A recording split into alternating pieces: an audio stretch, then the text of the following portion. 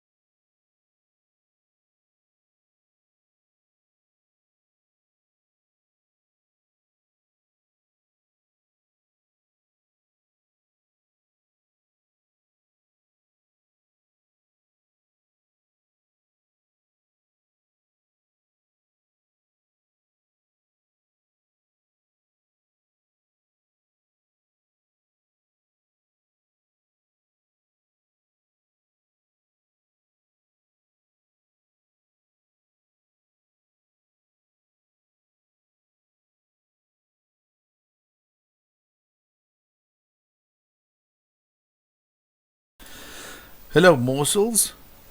Sorry for the delay. I am back. No, it's because of like I just my very first little please wait thing. Oh, sorry, I forgot to unmute you. There we go. Yes, so you were inquiring about the morsels. It's just like if you check out my videos, the little countdown. It's a little homage actually to Fail Better Games and Fallen London, which always like their whole thing was "Hello, delicious friend," and I always like through. It's because it's been like probably about 10 years since I played Fallen London, but I just always thought it was so cool and so catchy. So I wanted to do my own kind of thing inspired by it. So my whole thing is like, let me quickly, let me see if I don't know, like on the stream there, like I've just flipped it back. So it goes like, patience, you tasty morsel. The festivities will commence in approximately, and then I got my countdown. So yeah, now then like Astro basically kind of went like, oh, so they're morsels, and I kind of went with it. So yeah, now it's all like morsels, and I'm not streaming. These are the festivities. So yes, all channel identity. You know, that's how we go. Oh, yeah. Where'd that fourth wall go? Well done. Well done. Oh, well, yes. Oh, and by the way, I've got like fictional characters and crap going on as well. Let me see if I can get this guy. Wait, where'd he go? Let me see. There. This is like an inside joke, but let's see. We're gonna do. There we go. That is T. Philip Crossman, famous author. Oh, No, are you playing it right now? Yeah, a medieval is on. I've just taken down my BRB thingy. Oh, hang on. I'm being a complete moron. I'm not streaming on the thing where you watch. Oh, there we go. That should be better. Later on, you can watch the VOD and laugh at me. It's the other way around, my dude. No, I still have no idea what I'm doing. I don't have any idea why you want to do this in VR. I don't know why. No, I really want to. I look forward to throwing up to this. Would you like to look at this? Look at this. I think it's just because on the floor. Oh my god! Like this is a nightmare in VR. Like this thing is shouting at you. Like play it in 2D. It's great. We are fantastic. But no, you don't want to do this in VR. This is literally, do you want to make yourself get cancer? Fun cancer? No, wait, no, there's no such thing as fun cancer. Someone goes out of their way to go, it's like, it's time to get cancer. Which kind of lymphomic? The fun cancer. Fun kind. Okay, there we go. I should have charged in there. 1 second. I just need to quickly switch active windows here on the other screen so I can keep an eye on what's going on. Because you know how useless I am at keeping an eye on chat. So I got to make sure it's like right in my face. I need to find one of those things that has like chat pop up in game. That would be like my savior. Well, you're going to need it when you play this thing inevitably in VR. Yup. And you have like chat basically talking to you and going, it's like, haha, you're getting cancer. This is fun. I'm watching someone actively killing themselves. It's like slow motion suicide. There was no good things that you just said. Like it was just bad. It was just like a string of bad things that you had a giggle afterwards. It's a nervous giggle, I grant you. Fuck, that's how Nazi Germany happened. Motherfucker. This happened with goose stepping and I don't know. There's probably and some a giggle sort of and a giggle. Oh, yeah. Genocide. Fun. It's like fun. Fuck you, dude. Like you just know. But, okay, so I seem to slowly be getting back into this because I'm also being stupid, and I picked the like evil difficulty. Good. No, good. Own it. Own it. I'm pretty sure nobody wants to watch me suck at the game in easy mode. So No. There's an entire subsection of people that would. Oh my god, this game is beautiful. Holy shit. Yeah, I love this Anyway, game. like no. There's an entire subsection of people that would love to watch you fail on music. There's an entire audience you're missing out on. Like, that you're not playing this on easy and being terrible. But they're malicious. I don't like malicious people. No. It's not malicious. It's. I am also terrible and easy. I want to see someone suffer, and then I can point and laugh while internally crying. Well, fair enough. Okay, I'm a bit tired of that weapon. I hated when I found out how this game works. How do you in mean? rendering things? Like I from a dev point of view, like I went like this is Yeah, no, because they got layers and layers and layers. Yeah, I think that's part of why it's so cool. It's like I don't know technically like how they did it. I mean, I've done my little bit of dabbling in game dev as well, but the way I see it and the way it has to work is like they've got all of these layers. That's the classic way of doing the FPS. While your weapon, even in 3D FPSs, don't clip through the wall because it's not actually in the world. It's yet, rendered on a different. yeah, Yeah. but on a still, different layer, yeah. it's reacting to light sources. Now, whether those light sources are actually accurate to what's going on around me presently, I Do you know how they haven't did it? checked, but it's still cool. How did they do it? Break the magic. So it's a 2D object. It is like the weapons are 2D objects. But they have bump mapping. Okay, So- that's what I thought. Yeah, they got some serious bump mapping, normal mapping, all the fancy mapping. That is the thing. Is like they have that applied So they to a 2D object, which makes it feel like 3D. Yeah. And like I mean, like the devs have already said, the next game they're working. I think Medieval 2 is going to be completely 3D because they already fucked around with 2D so much Yeah. to make it look like 3D in the first game. Yeah, there's a and point lot which of- is easier to make it 3D, I'm sure. Yes, a lot of devs do this, right? So they start off 2D, bullshit 3D, and then their next game is completely 3D. They lose the control that they had in 2D, and then their next game is 2D again.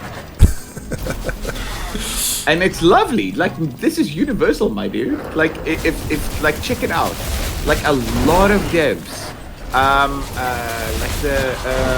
like the Genie 2D game from Way Forward. What was that one called? I can't remember. Shania or like, Shantae. Yes. Okay, so Shantae started off as a 2D game, like sprite-based. Then it was 2D sprite-based high res. Then it was 2D high res, like drawn. Then it was 3D, and then it was 2D again. Wow. And the reason for that is like they had like, it was so much easier going 3D. So much easier. Like, we can have rigs, we can have all these things that are like free, we can have all these shaders and renderers, and it's amazing. But we don't have control. Yes. And it always comes from people, like if you go from 2D to 3D, right? And I've seen this from so many devs. If you go from 2D to 3D, there's a relaxation. There's like this beautiful thing where it's like, oh my god, like we can look at what we can do. It's amazing. Yeah. And then there's almost this realization. They're sitting back. It's like watching a kid play like a sports game. With my little bits of experimentation, like when I started playing around with Godot, and I was like, okay, cool, I'm gonna make a 3D prototype with 2D sprites. Remember when I showed you that little demo I did with a little dude from Heretic, and like Yeah. running around him and like he's facing the right way. Do you have any idea how difficult that was? And then like I started working on other stuff and I went like full 3D, and then it's easy because it's like there's the model. The engine sorts out the facing for you, so that's great. But all of a sudden there's no, like, you're not in control as the developer.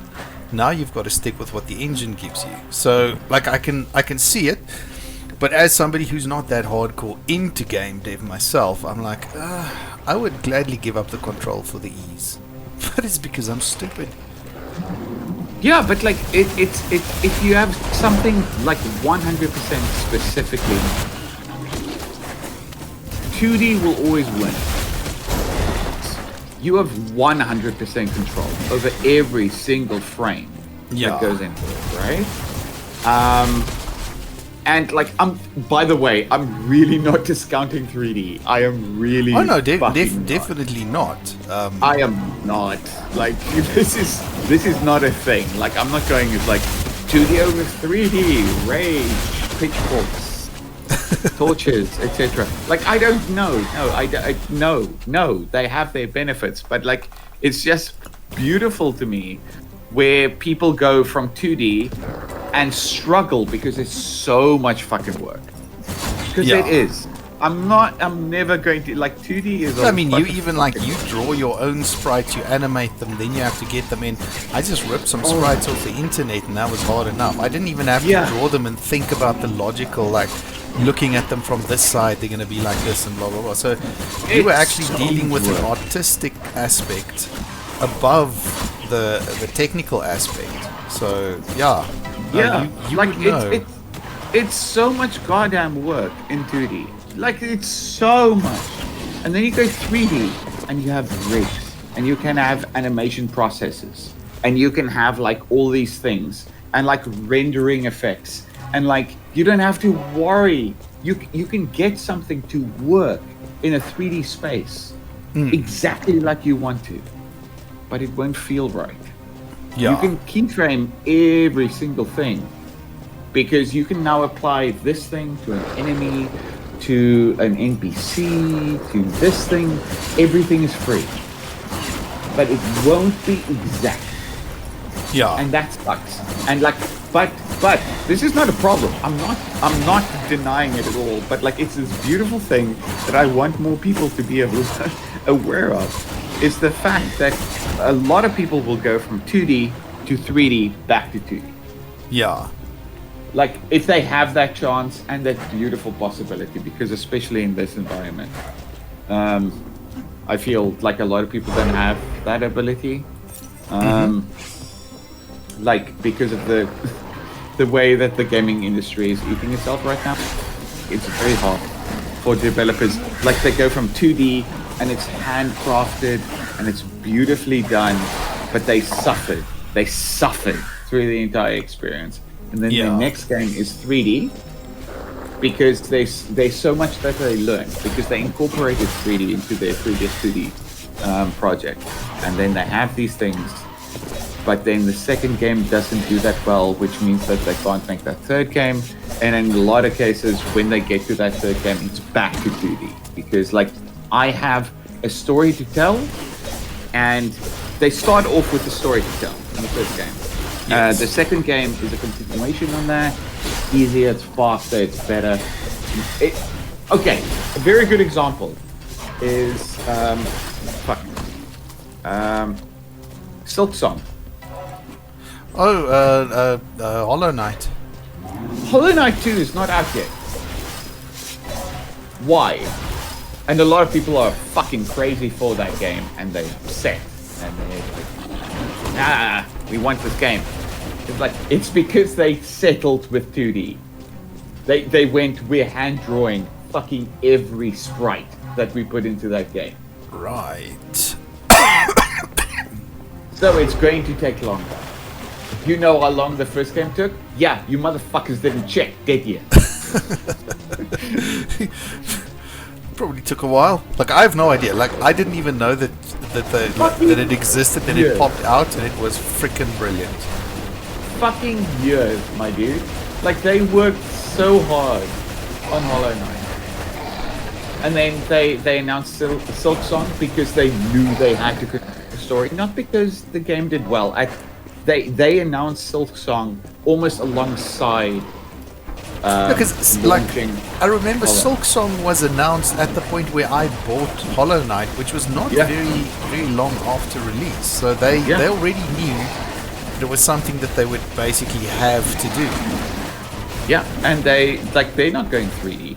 They're obviously using 3D to help them because that's how it works. Like Yeah. it's in the company, like, Yes. like it's easier. Like it's a tool, but they know where their strength lies, which is the sprite work, the game design, the feel, like the vibe, and because the easiest thing to do, right, is like they make a Hollow Knight, and then they make Hollow Knight 2, which is completely 3D with a cell shaded thing to feel like the first game, but it's not the first game. It's you can feel it's different because that walk cycle is different, the run cycle is different, the attack cycle is different.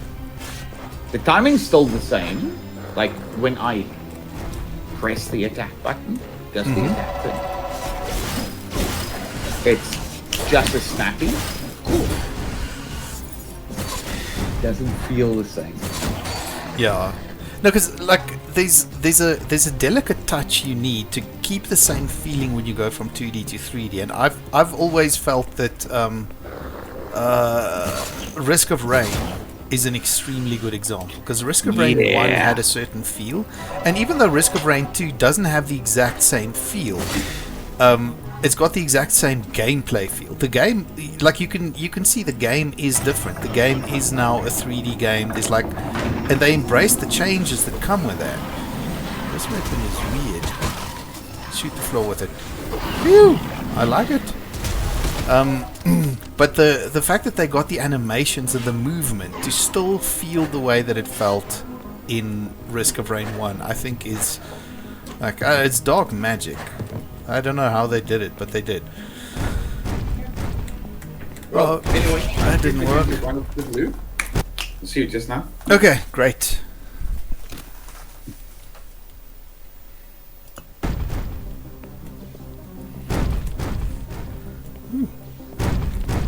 Had a save game here. Oh, okay, cool. So I can jog until. Oh, okay. That's not cool.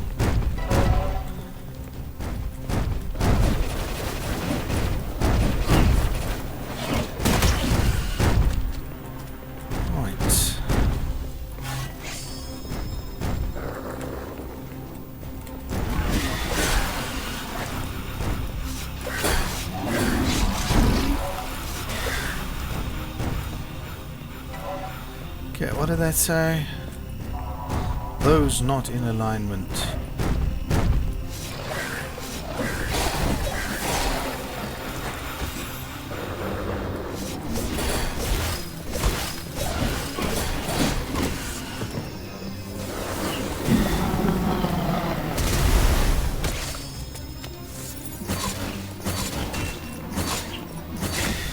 Okay, so I'm guessing there's got to be a bit more to that message somewhere.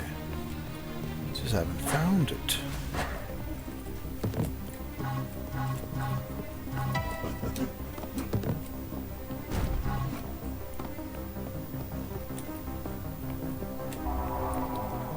Shall meet their doom. That was real rocket science. It was to the right of the first part of the message.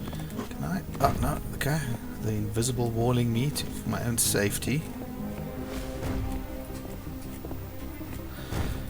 I do think I should drop the volume ever so slightly, because in the very action-packed bits it does get a bit difficult to hear Mr. David there. Okay. Carrying on. Some sort of secret happening there. Good down here.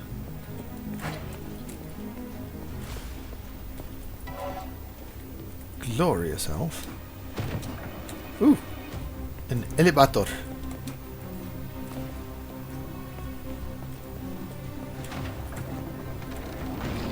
Oh, okay. Oh, my aim is bad. Okay, fine. Feel safer down here anyway.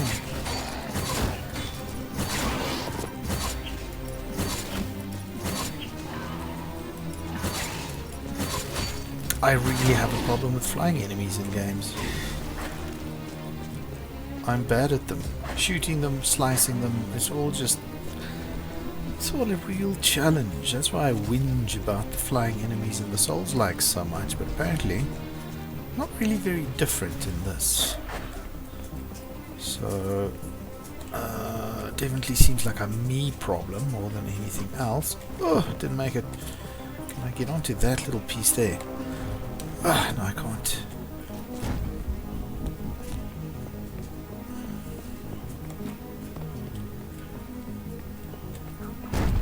Guys, this bullshit. Yes. Jog through. Crumble through.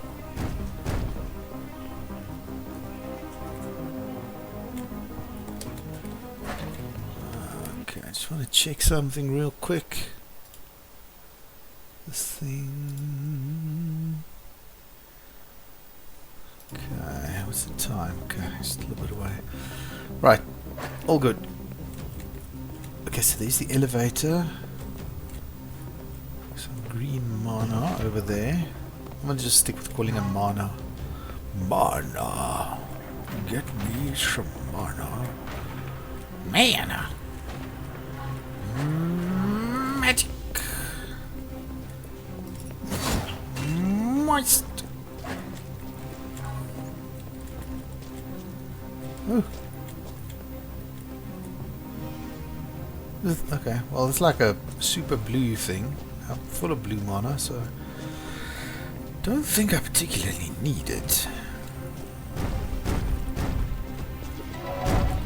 Oh, look where I am. That's where I tried to jump to earlier. Get me that soul.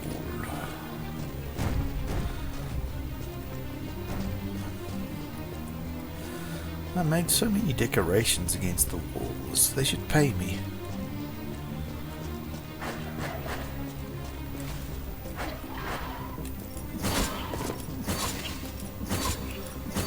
Ah, flying enemies. Me versus flying enemies.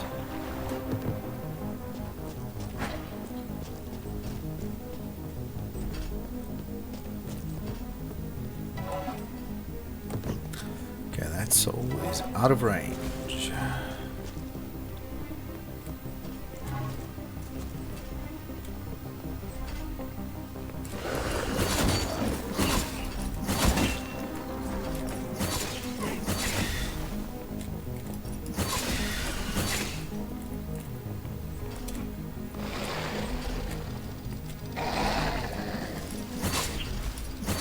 I remember I got crushed by this last time, so jog.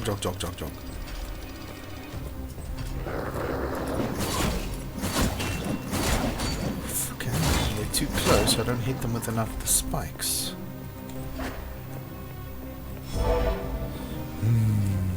Delicious. But do I have... I got the key. I do have the key. I need to find out how to get to where I use the key, which I guess is up there. Knock? No. Okay, let's head back down this way for a spell. Thought I saw another soul.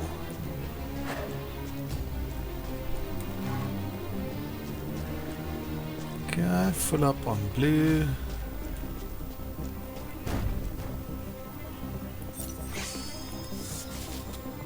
Whoop! Almost fell down into whatever blood plains they got going down there. Hi.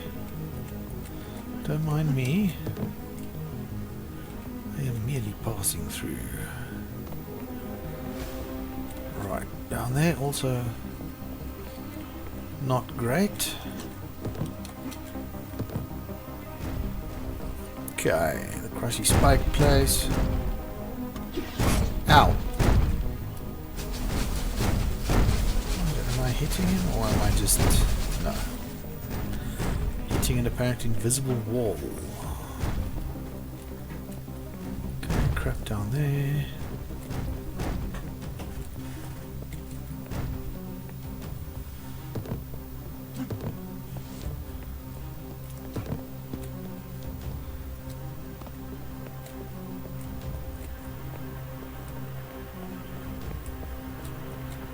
Okay, yes. I'm being conquered by the level design. No idea where to go.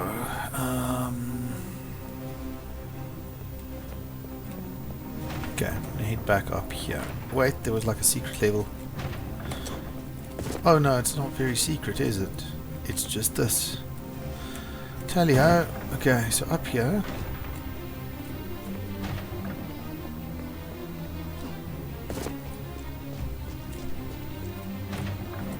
Aha. Feels like progress. Smells like progress.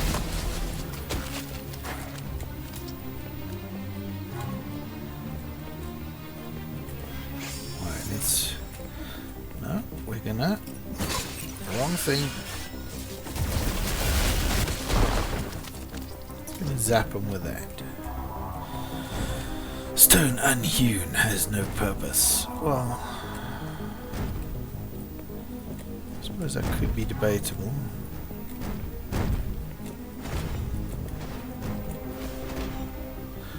Ooh. Swish. Something's not happy about what I did there. Ow, ow, ow.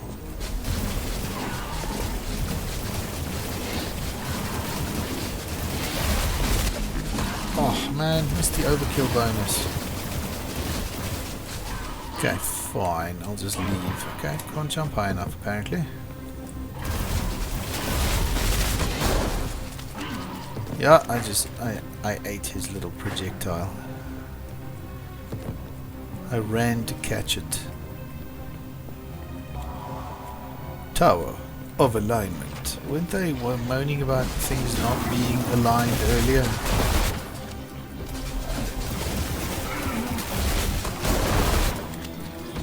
Okay, my overkill bonuses aren't working the way they should.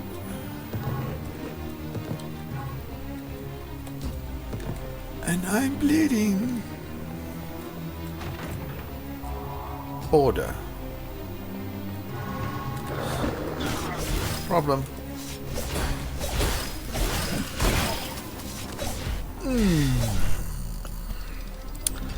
Yep.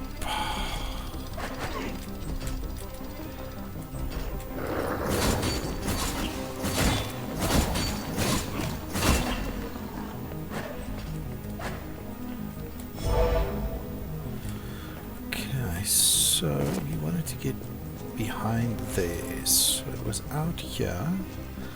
Now I can't remember what all I've killed here, so we are perhaps in a spot of bother.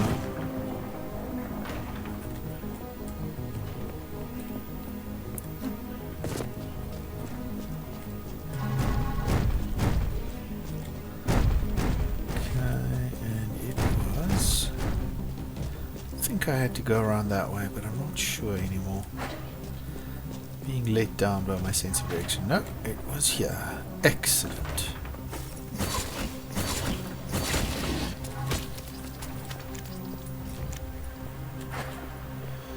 Excellent. Stone unhewn has no purpose. So we are told.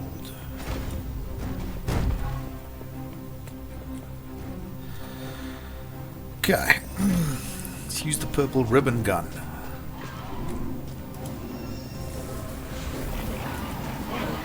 It's basically a BFG. I'm curious to see what its super shot does when I'm all charged up on the souls of the damned.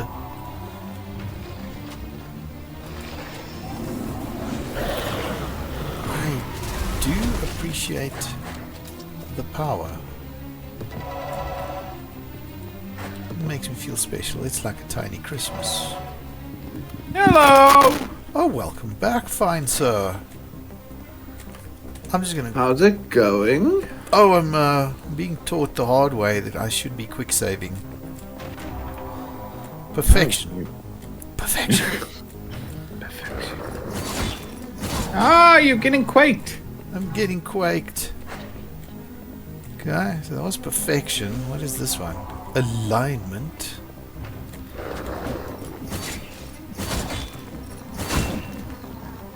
And this is order. Okay, well, 2 more to go. Oh. So order, Ah, alignment, perfection. It's perfection. not exactly the most difficult puzzle I've ever had to solve. No, but it's also very. It's also very edgy. Oh, but this It's whole an edgy game is puzzle. very edgy. Oh no. I know it's a hexen doohickey. And it's better than hexen because I had way more fun playing this game than hexen. Yeah, I still I- like I don't understand Hexen. No, I know a lot of people who goes like hexen's a classic and like blah blah blah. It's like we didn't have options. We didn't have options. I hate to tell you this. Hexen I was hate- forced upon us. I hate to tell a lot of people in a certain demographic that like listen, okay, back in the day when we got a medieval FPS, we fucking ate that shit up. We didn't care how broken or janky or messed up it was. We fucking ate it because it's catering to me. To me. Specifically. Look, from a technical standpoint, what they achieved there. Oh, I shouldn't have done that. What they achieved with Hexen was spectacular for the time. But Yeah. still, they inflicted Hexen upon us against our wills. No, Hexen was fucking awful. Yup. Like the switch hunting and like this unlocked in this place, and it's like you motherfuckers. Because like all I remember from Hexen is the starting zone. Yeah. Like No- you could none of us ask ever- most like- people who played. None of us bothered getting past it because there's a point where you just go like, I can see what they're doing, I appreciate it, but I think I'm going to back out now. Thank you very much. I've got homework to do. Like, I don't know, dinner to eat. My dude, it's like our generation. I think it's deeply ingrained. Like they will be like I'm pretty sure your children will have like a genetic instinct when you give them Hexen. They will be able to play the first 20 minutes of that game perfect. Outside of that, Yeah. it's so deeply ingrained. It's in our genetic code. I'm pretty sure. Because, like, we got in, it's like, oh, holy shit, a fantasy first person. Because, like, Heretic was great. We had fun with Heretic. Yes. We did. Felt All of us did. But it felt like a skin of Doom. Yeah, it was did like feel like a Command. Doom skin. It was, yeah, it didn't quite feel like its own thing. I don't like these big guys with many eyes. It because like every weapon in Heretic really basically operated like the equivalent keyboard button of the weapon in Doom. Yeah. But Hexen. Yeah, Hexen, they were like I was like, what the hell do you mean each character only has like 4 weapons? Yeah. And then you go like, okay, three characters. And they all play differently, to a certain degree. And then it like, because they had the whole like interconnected levels with like the hub worlds and what you do in one affects the others. And then it just got very confusing at one point, and you were switch hunting across like 7 different levels. It was a job. Yeah, my dude. Like it's the biggest thing was like it gave you the option. Like you could be a warlock, be a warlock, or you can be a priest. And it's like, ooh yeah, ooh, you're tickling my D&D, ooh. And at that point, nothing did. At that Yes. point, like you have what was it, like the Ravenloft and those kind of things were like heavily RPG focused and like stuff like that, but like you didn't have like a fantasy based first person shooter. And this game, like when this came out, like I went like, okay, you can fuck it up very easily by doing the same thing, or you can take the gist of it, like the cool aspect of it, which they did. Yeah. And make something rad. Because like when like, dude, I remember playing Hexen 2. Well, no, Hexen. At an internet cafe, and oh my god, I don't know how many people would understand playing something at an internet cafe. I played Resident Evil 1 at an internet cafe. The PC port from way back. Oh dear God! But like there's a certain beast about like playing at an internet cafe, which means that you have an allotted period of time. You have to figure it out. Like you're giving them an amount of money in order to experience it, and afterwards you kick the fuck out. And Hexen was always that thing for me, which was like, you play the first 20 minutes, and that's Hexen. Yeah. And then you go back to Quake, or you go back to Doom, or even Wolfenstein, depending on what you had. Girl, Wolfenstein 3D, Commander Keen, and Mystic Towers. Oof. But those are different beasts. Like if you wanted that FPS jam. Yeah. But yeah, FPSs were so rare for a while. I still remember. Like getting my hands on like the the first episode of Doom, and like when Doom 2 came out and it didn't have the whole episode thing, and like we all played the demo of Doom 2 to death. Oh, I don't know how to explain that. Like there's I'm glad demos are coming back, because I know there's generations of people that's going to be like talking about demos. Yep. It's like, oh, you have no idea. It's like, I didn't have the full game of this, but like, no, you have Steam, and you have so many games in your Steam library, and at that point it would be thousands of games on Steam. Yeah, I've got a hefty couple of hundred so far. Yeah, but like it's that sort of vibe where demos always have the same vibe, which is, I didn't know if I wanted it, but I played the fuck out of that demo. Holy shit! I played the fuck out of that demo. It's like, why a demo? It's like there's something special about it. There's something special about it. It's like a demo. For me, it's always felt like a demo had real promise. When you got the full game, there was this disillusionment where you go, okay, I've got the full game, but it's just the demo on repeat.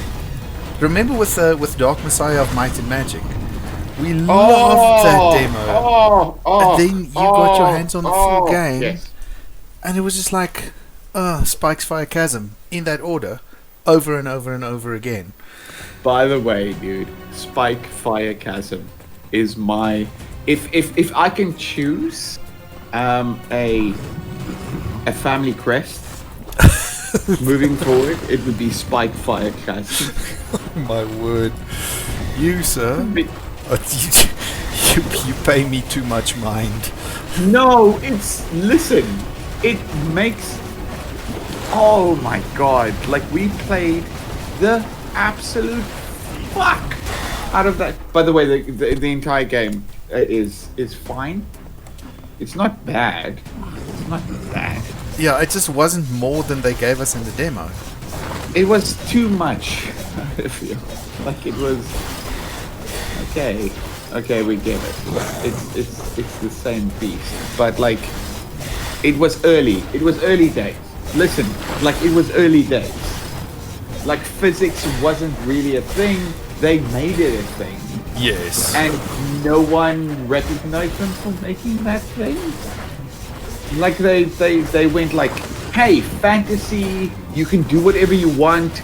It's like you can feel the D&D vibes of like there's a guy walking around and you want to kick him into, like there's a bunch of spikes or a fire or something, right? Spikes, fire, Fire chasm. There we go. right? And you want to kick him down that, and like no video game could let you do that. Yes, that is true. That was the one thing that they really did that nobody else at the time did. You could choose how you want to dispatch of your enemies, because they also had the destructible environment. So you break the thing and the scaffolding breaks and like all of the crates fall on them and kills them. That kind of stuff. Nobody else did it at that point. I guess I have to shoot the big glowing red blobs to do more damage. Yeah, but like like in like Dark Messiah, Yeah. like the big thing. Remember where we lost interest was the fact that WoW multiplayer broke everything. Do you remember that? I remember struggling to get multiplayer running. We spent like an afternoon trying to make it work and we couldn't manage it. I can't quite remember. We are talking like what, 2 decades ago roughly? Yeah, but like the thing is in Dark Messiah,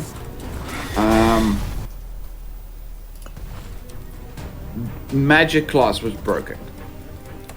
There was no balancing, and they went, we have to put in multiplayer because Quake is a thing. And it was horrendously broken, but like the fact that you had those options was new and amazing, and they tried to implement it and it didn't work. I'm saying that straight. It didn't work.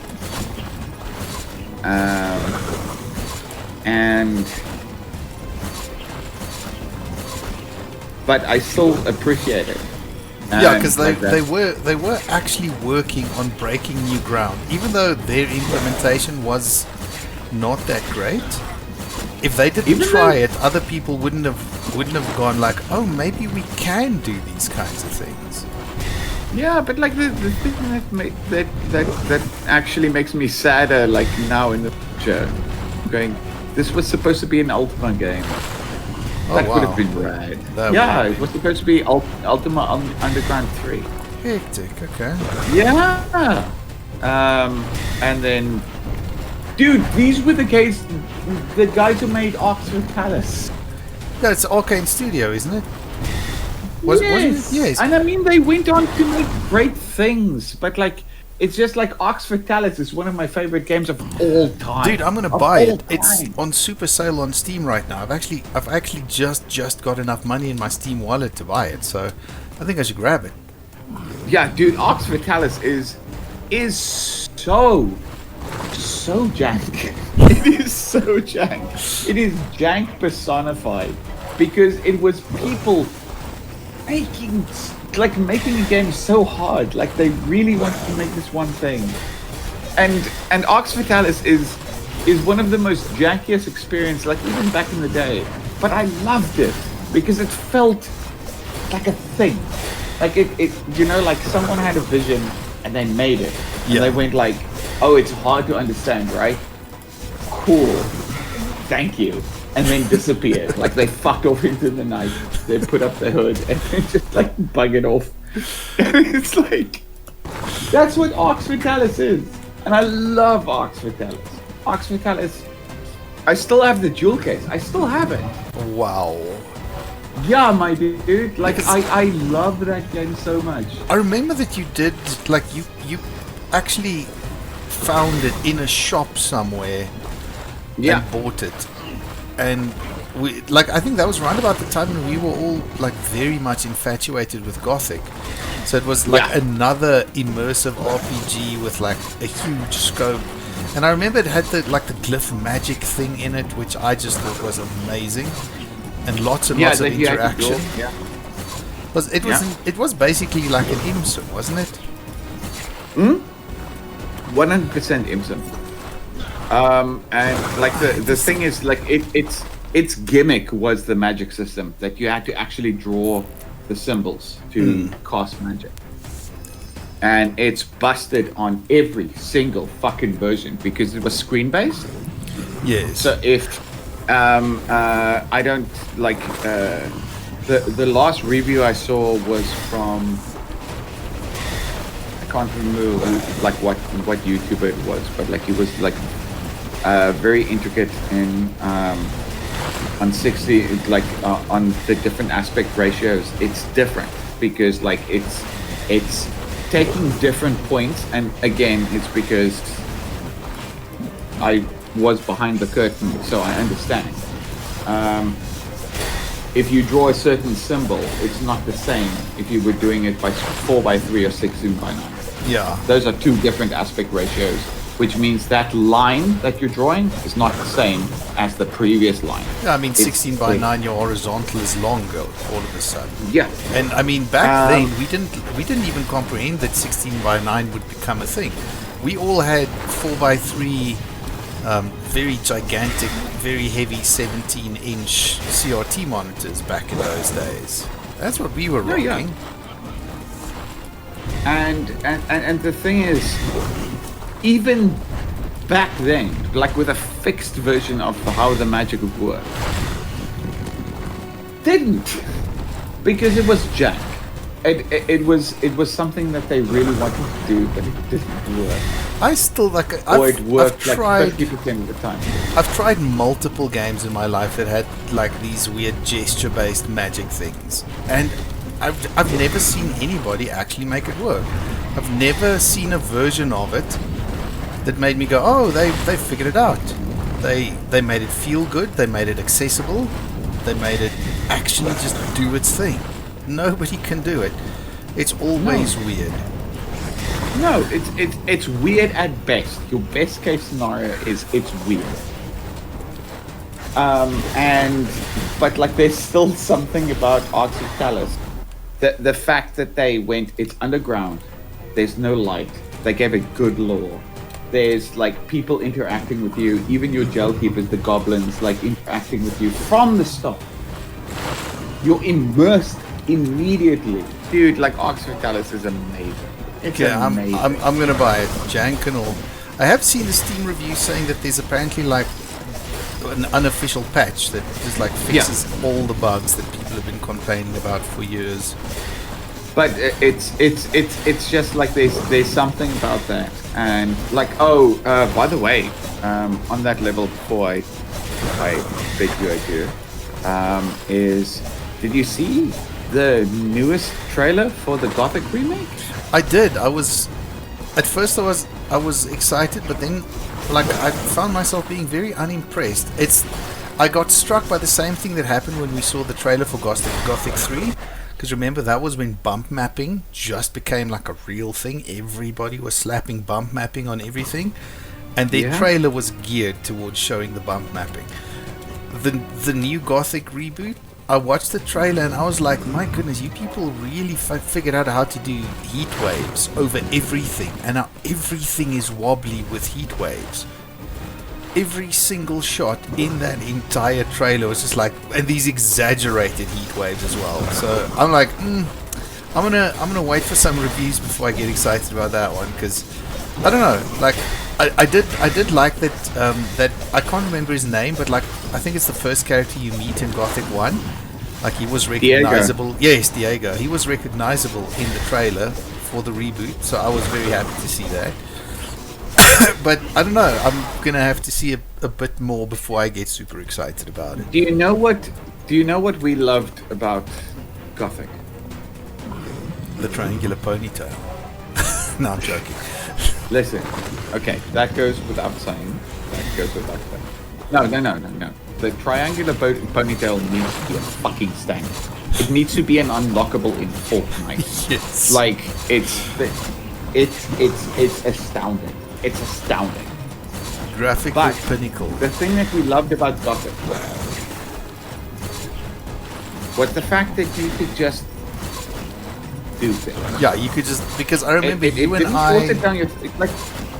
we had morning routines. Like you'd go to bed at night in the game, you'd get up in the morning, and like we'd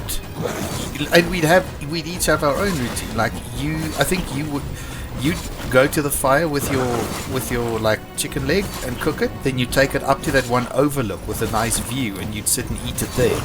And like I'd found another place that I liked, and I would sit and eat my breakfast there. And like there was no cause to do that. There was no like eating breakfast in the game did not give you any benefits. It was just how we play.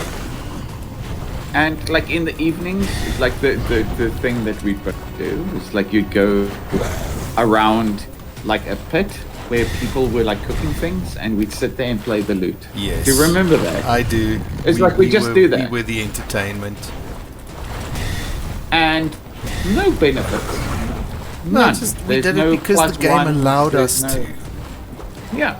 It just let us do this thing because going out at night was a fucking nightmare. Yes. It was terrifying. But like the thing about Gothic was it put you in a situation where you went, okay, first off, I'd like to reiterate this because it's probably in the VOD at one point. The first time we played Gothic, we made fun of it. Oh, like yeah. a lot of fun. Like we got, it was during the gaming drought of the early 2000s. Oh my word! I And- remember those dark days. We got The Thing and Gothic. Yes. And The Thing was our go-to. We were going to go, it's like, yeah, The Thing. This is the game that we're going to play. And Gothic was hilarious because Stefan actually dropped me off. He came to my place at that point, and we installed Gothic, and we made fun of it for like 40 minutes. Yeah. Because like the names were funny, the voice fun. acting was horrible. Like there was like at face value, this game had nothing good going for it. Nothing. There was a pond, like right before you get to the prison camp, there's a little bit of water. And we wanted to see how far we can push the systems. And we made the protagonist drown.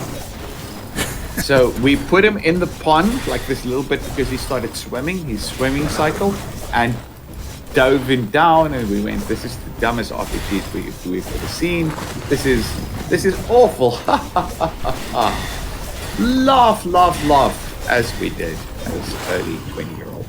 Yes. And Thought we knew everything. And he died, and we laughed. And I played The Thing for the rest of the evening while you went off to your house. Yes. And probably also played The Thing.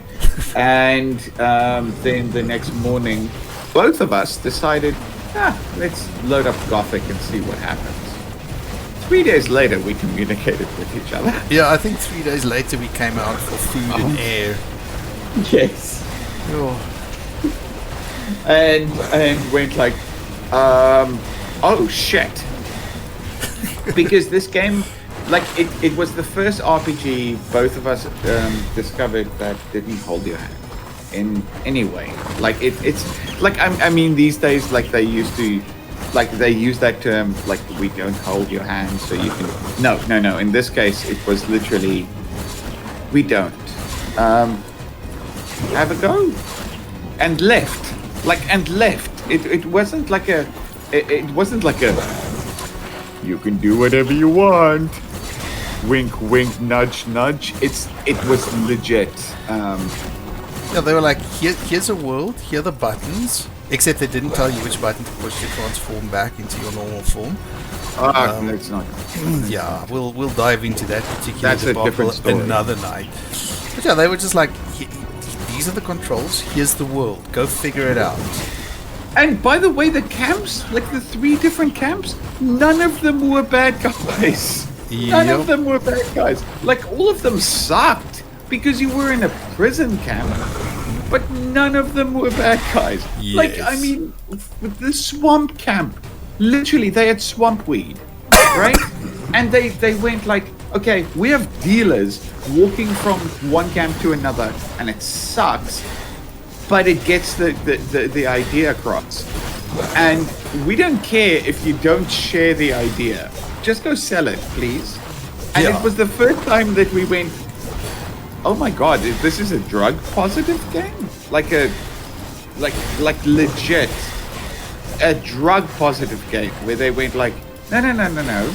Because like there was a bad guy, like a legit bad guy in the story that felt like he was being shown visions of his god while everyone else in that place was going, it's like, no, you're just really fucking high. It's like, yeah, you're just riding that wave to the nth degree, son. Oof. Was he No, the one I like don't- the Sleeper Awakens? That one. Yes, that's the, you know. Yes. You know. They had a whole freaking cult built around their swamp weed. Oh my god! And like it's I don't know how they can, because that game was legitimate. Here's a world, have fun in it, and if you figure it out, let us know. We're gonna go have a nap. Yeah. So you tell So- us about it. Do your homework. Prepare a review and come and recite your review to us when we wake up from our nap. By the way, caw-caw! Caw-caw! Those freaking chicken things. And by the way, at night when you're in the forest, they will be numerous and way more aggressive. Yeah. Okay. Like that was a game. I'm going to say this now before I eject, but like that was a game that I was legitimately afraid of playing during the day. If there was a night cycle during Gothic, I would sit there. I would wait. Yeah, you find yourself a safe place, like a cave or something, and you wait there until the sun comes up. It was not the kind of game where you ran around at night. But I also seem to recall, just like, by the way, one of the reasons why we ridiculed Gothic so much when we played it the first time was it was fairly shortly after Morrowind came out. Yes, And it was. we were very, like, being the world's biggest fans of Daggerfall, we were extremely desperate to believe that Morrowind was brilliant. And it took us a long time to realize that Morrowind could have been brilliant, but they kind of stopped working on it and then just went, community, here's the level editor, here's the dev tools, finish the game for us, please. Yeah. So, like, we were mocking Gothic because we needed to believe that Morrowind was good. Morrowind was like, don't get me wrong. Morrowind is a great game. It's a great game.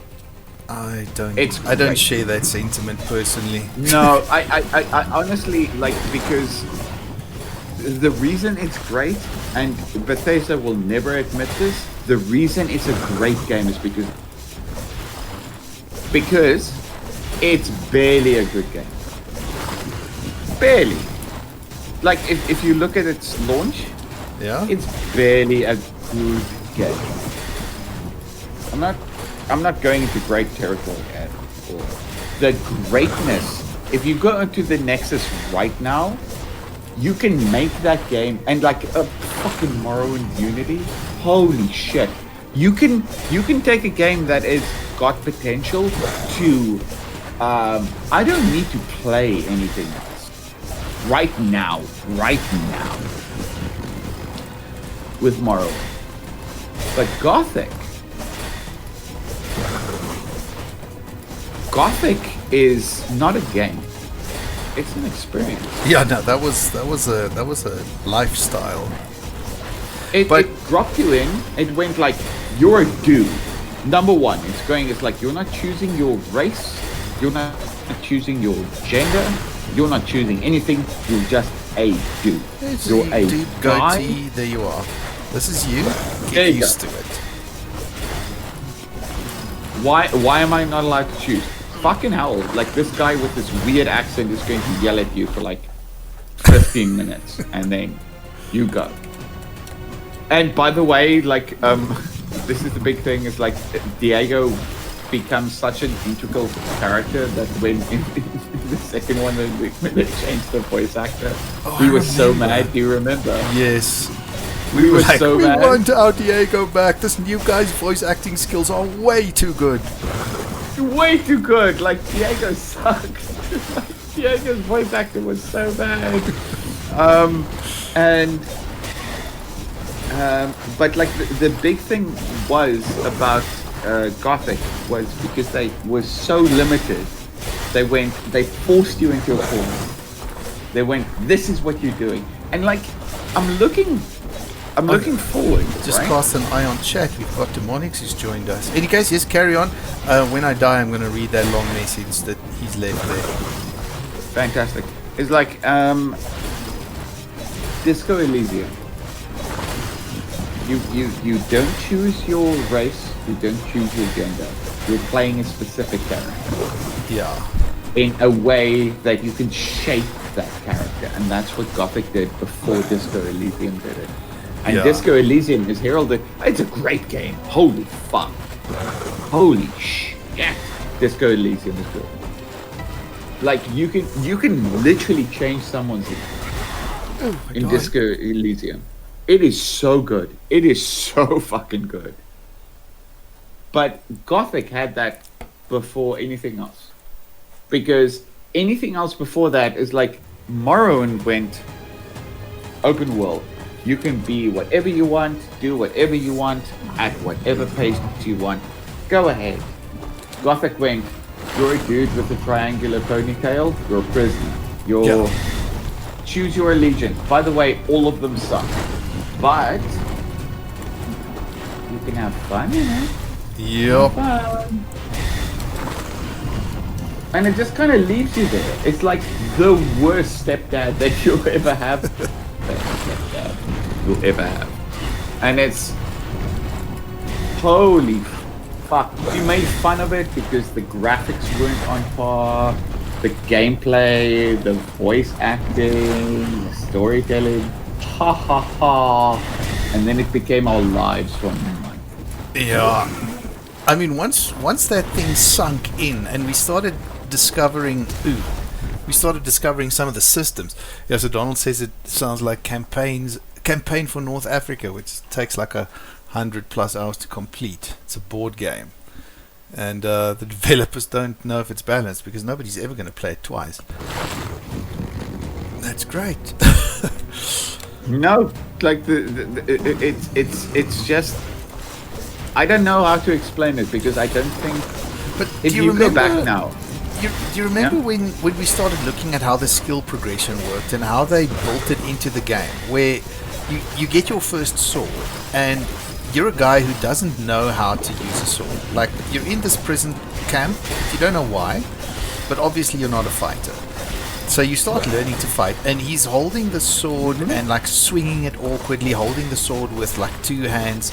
And I think like all of the skills that you could learn in the game had 3 levels. And the first lesson they teach you with like when you start working on the sword play is like never hold a single-handed sword in 2 hands. And then like you learn that lesson in the game, and from there your character now wields it with a single hand. And like with sneaking as well, like the first lesson is like always keep your knees bent, and from there the character always has his knees bent when he's sneaking. I thought that was such a cool way of doing it. dude, everything was perfect. Like you wielded a weapon, it like whatever weapon it was. At the beginning, you wielded like a baseball bat. As we all would. Yes, because like that's exactly the thing. Is like if you were to defend your home, if someone was to break in, you would find anything, whether it was a sword or a gun or like a stick. You will pick it up in the same manner. Like, I'm going to beat you with this fucking thing that I have in my hand because I just heard it. And that's exactly how Gothic treated it until you learned better. Yeah. And that went with everything except magic, which was we're learning how to cast spells. What's a spell? Catastrophic. No. I asked what a spell is. Death. That's what a spell is. No. How do I cast a spell? You say Yeah, these words, we're gonna teach it to you. It's fucked. It's fucked. It happens and it's bad. It's like, and I love Gothic for that because like it's, oh my god, like it just watching your character progress, fighting a bunch of wolves. Do you remember we got the fireball spell and we were so surprised when we cast the fireball spell and it didn't explode where it hit, and we were like, this is weird, and then we sat back and went, no, it's not weird, it's a ball of fire. You're not throwing an explosive, you are throwing a ball made of fire. When it hits something, it's gonna go whoosh and it's gonna disappear. It's not why would a ball of fire explode when it hits something? There's something about vanilla Gothic that I feel well done to the guys who made it, the devs. Gothic 2 is better in every single fucking way. Oh yeah. Gothic 2 is probably our, like, well, in my case, one of the most perfect games I've ever experienced in my entire life. It is the fantasy RPG I ever want to play in every single aspect. Gothic 3 is terrible. Gothic 4 doesn't count. But I don't think they can recapture it because, like, it was made by people who had a passion. Yeah. And that went, I want to make this thing. And then the world went, what are you talking about? And they went, I want to make this thing. And they stamped their feet and they threw a hissy fit. And they were in the toy aisle thrashing about. And that's how Gothic 1 and 2 happened. Gothic 3 was, we're going to give you money. Go ahead, you can walk down every aisle you want and pick up whatever you want. And they picked up everything and it. Yeah, so they were like, you pick up anything and everything you want as long as it's got lots of bump mapping. Just a lot of it. Just a lot of it. And It's also like everything buy is all one the bump mapping. linear. So go from the nerf aisle to the train aisle, back to the action figure aisle, back to the nerf aisle, and then, okay, cool. Map that out and then give it to me. And that's going to be... Anyway, I'm going to bid you adieu. Okay. It's been a fuck of a day. Yeah, You no, enjoy your today has been shit. So I hope I beat this thing because it's been beating me into the dirt over and over. And I need a victory here. Okay, cool. Cool, man. You Good have luck. yourself a good one. And sleep well. We'll definitely catch up in the week. The plan is for more Witchy Weird Wednesday tomorrow night. So I'm going to carry on with Fear Equation. And then Thursday is going to be random crap night. We'll see what happens. Friday, I'm thinking of swapping out Elden Ring for Lies of P, perhaps, because people seem to have better Elden Ring streamers to watch. And yeah, Saturday, no idea. Sunday is the Sunday drive. You are invited. Fantastic, my dude. You enjoy, and your viewers are enjoying anyway. So, you have a good one. Awesome. Cheers, my man. I'll see you later, my dude. Okay, bye-bye. Cheers.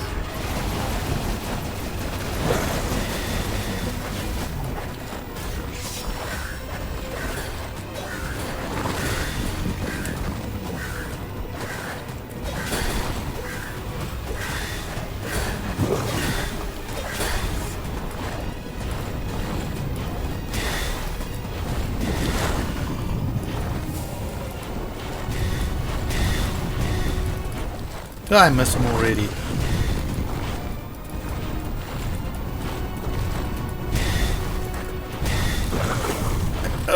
Because it's very quiet, because I'm concentrating very hard, because I'm tired of this fight now. I need to move on. The Scourge. He's not a nice blob.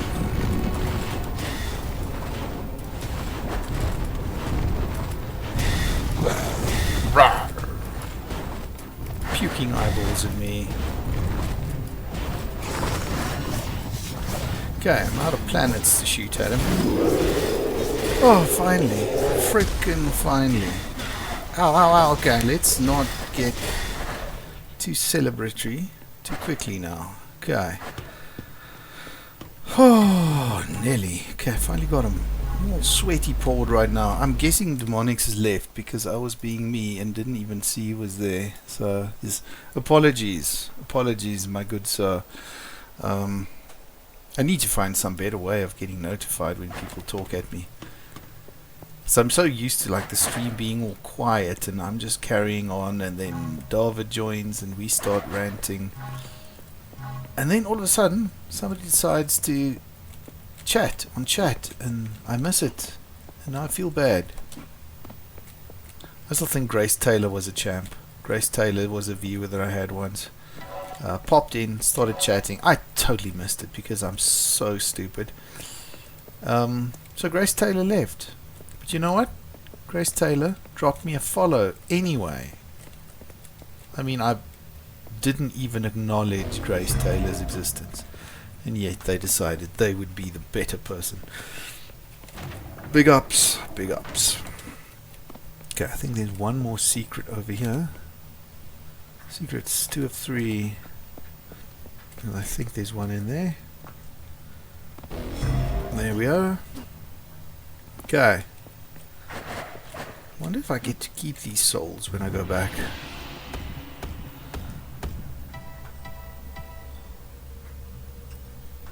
I got it all. Let's see. Welcome back, champion. Gateway of the Ancients. Okay, so that's where I just came from. Oh, I lost all my weapons. It's okay, I'll get new ones. Okay, so this was the Astral Equinox.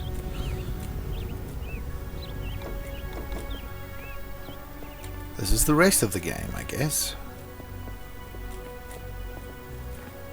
Hello. Something to read. The evil force came thousands of years ago, like a cancer. It spread silent, unseen. Was it a fun cancer? Probably not for the people who got killed by it, I'm sorry. I mean, the evil probably murdered a lot of people. Created a world where I could flourish with my axe, my death-dealing attitude, I guess. I don't know. Our once sacred lands are now beacons of hate and darkness.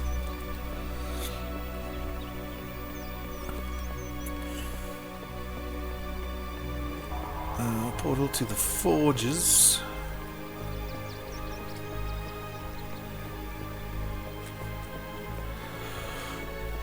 Some sort of courtyard. Ooh. I like the jank waterfalls.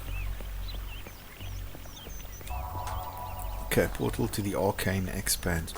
Right, I have no idea where's the next logical place to go. The sacred water of the gateway heals all wounds. Okay, that's always nice.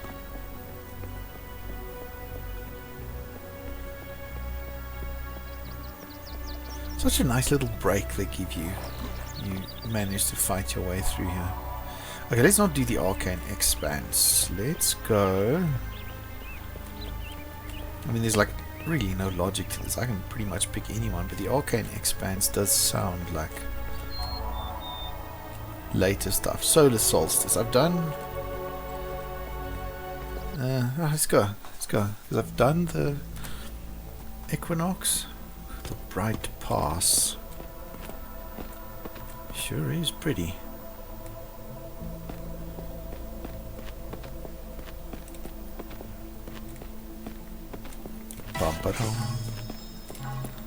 Okay, cool. Got the sword. I just want to check a little something real quick. Just want to see if there's something I can see over here. Apparently not really. So that's fine. Let's head on with the adventure. Thought there was a secret for a second.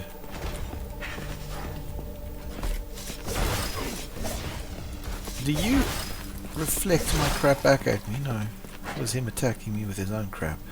Okay. Had a bit of a panic there. Oh, messages coming in. Let me just have a quick look.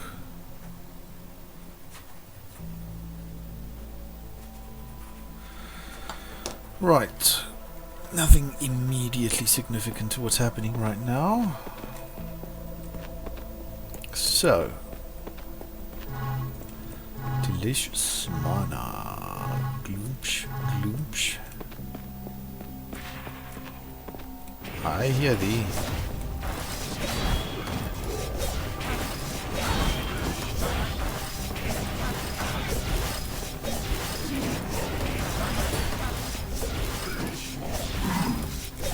This dude is very, very tough. Just gather up the souls. Rush on up the hill.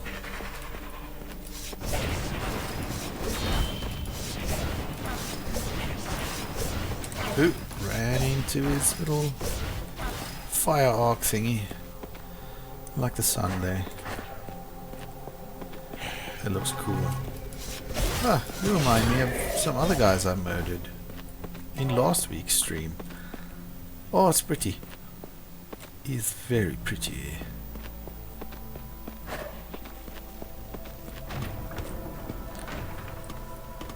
Oh, I tripped down a hole. Let's bunny hop over it this time. Got them both. Okay, see now I'm paranoid. Now I'm like casting an eye towards that chat every few seconds. Every time I'm not running around circle strafing and murdering things. Checking chat, nothing there. Hello. Oh, they've got a like, dashy teleport thing. I also want a dashy teleport. Oi.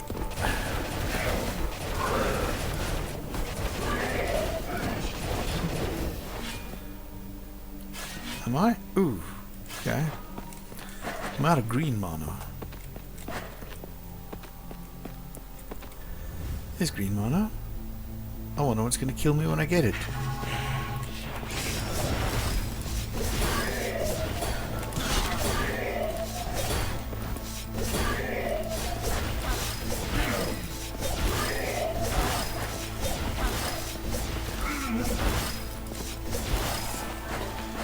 Oh, I'm bleeding from everywhere. I ran out of green mana again. Okay, bugger it. I'm going for that soul blob. Grabbing the soul blob. I got blocked. Fair enough.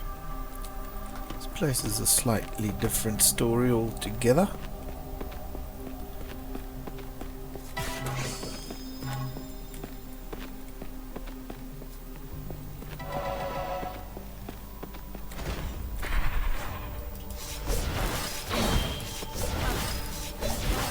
I swear he's parrying me and then sending my light waves back at me.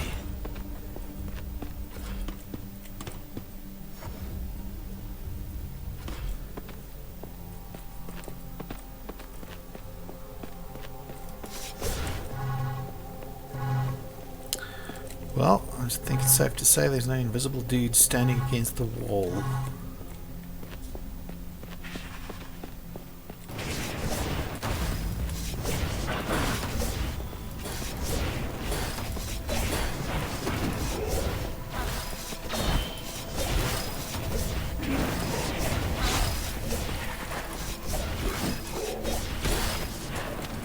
Blammo!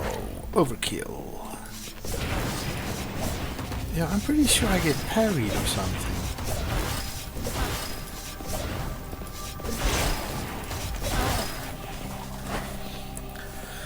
I'll have Check codex to see. Let's not stare into the sun this time.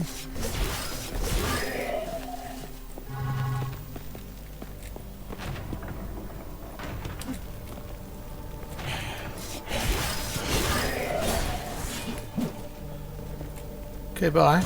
Oh my word.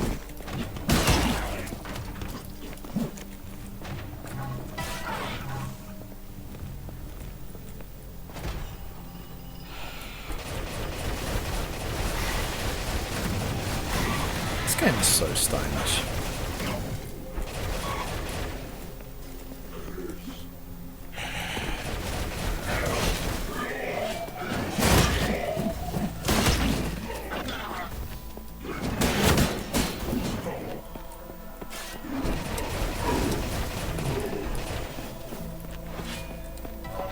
Okay, made it.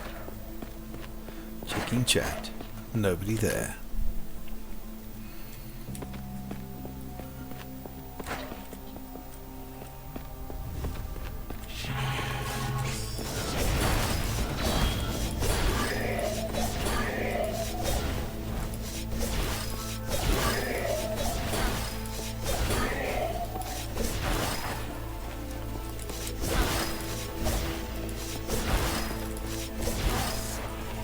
Okay.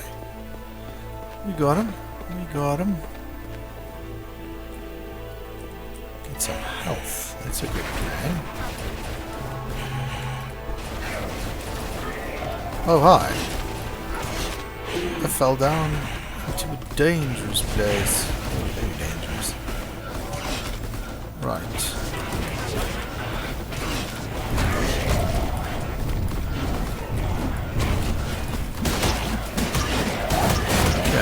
Go bonkers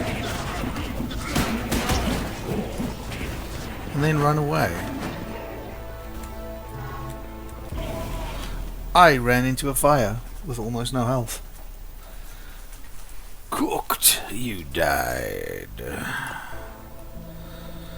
Right. I need to start doing better, I think. I'm gonna not get anywhere if I keep running into fires and killing myself.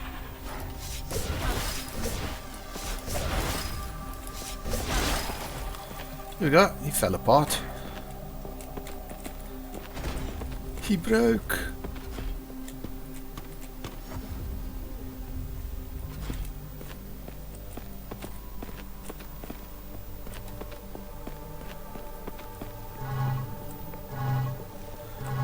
Can't get that blue mana. Ooh.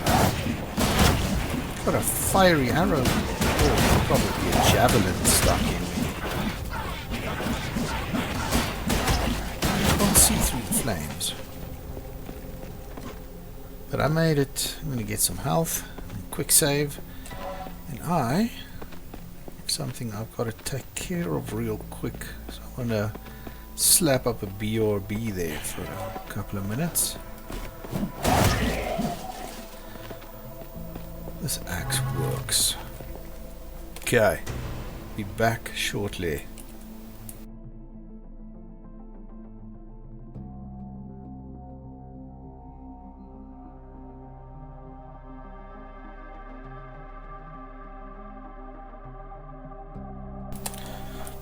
No, wait, I was getting up and I saw chat happening. It's Roar.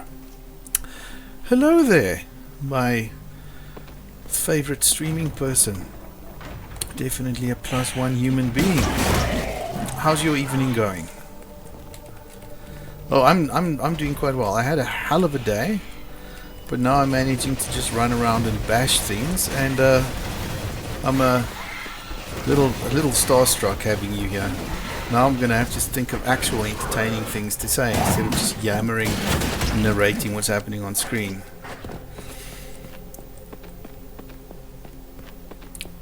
Are you going to be streaming tonight?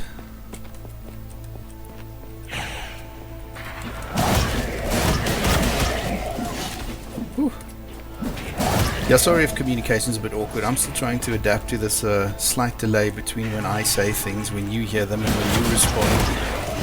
So yeah, just bear with, bear with.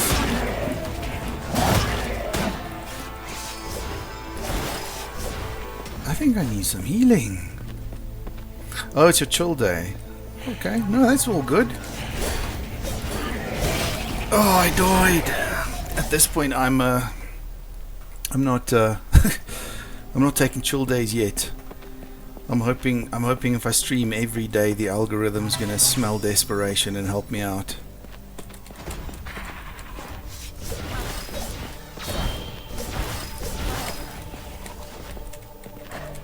Okay, whew. Oh, push the button again.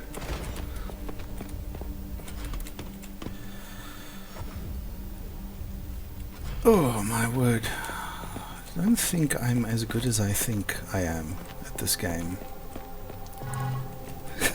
Stick to a schedule. Yeah, that's the plan. But my schedule right now involves me trying to at least stream something every day. I know a lot of people always say that like try and stick to one thing, like do the one thing that you're most passionate and like most skilled at. The problem is I'm not super skilled at anything, and I like video games. I get bored if I just play the same thing over and over, and I find that starting to stream on Twitch has now really made a big difference for me, because I think everybody kind of gets into that point where they play the one thing that they're kind of obsessed with at the time, which for me generally is Elden Ring at the moment. But there's that burnout thing that happens. Like a couple of years ago when I discovered DBD the first time, I religiously played it for probably about 3 or 4 months. I played nothing else, and then I found myself in a position where I got a bit burnt out from it, because like I say, I get bored with things fairly quickly, and I want to play DBD again, but I haven't actually gotten back into it. Now with Twitch, I'm kind of trying to force myself to stream different things, because I'm kind of throwing everything against the wall and seeing what sticks. Which is actually cool, because I'm playing some stuff that's been sitting in my library for a long time and that's never had a chance to shine. Just because, like, you know, mix it up and see what works. So I'm kind of discovering my own library at the moment. It's a huge adventure. Oh, variety is good. I'm very happy to hear that. Overkill. Okay, there we go.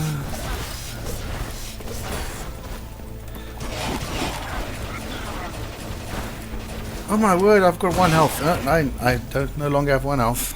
That's one problem sorted out. Start playing quad on Twitch, move to Apex and move to DBD. Oh cool. Nice. I've never played Apex. I do like a nice hero shooter, but I'm not a huge competitive gamer myself. I think that's where DBD actually worked very well for me, because it's kind of like an indirect competition in a way. But staring people in the face and shooting them is not really something I super duper enjoy.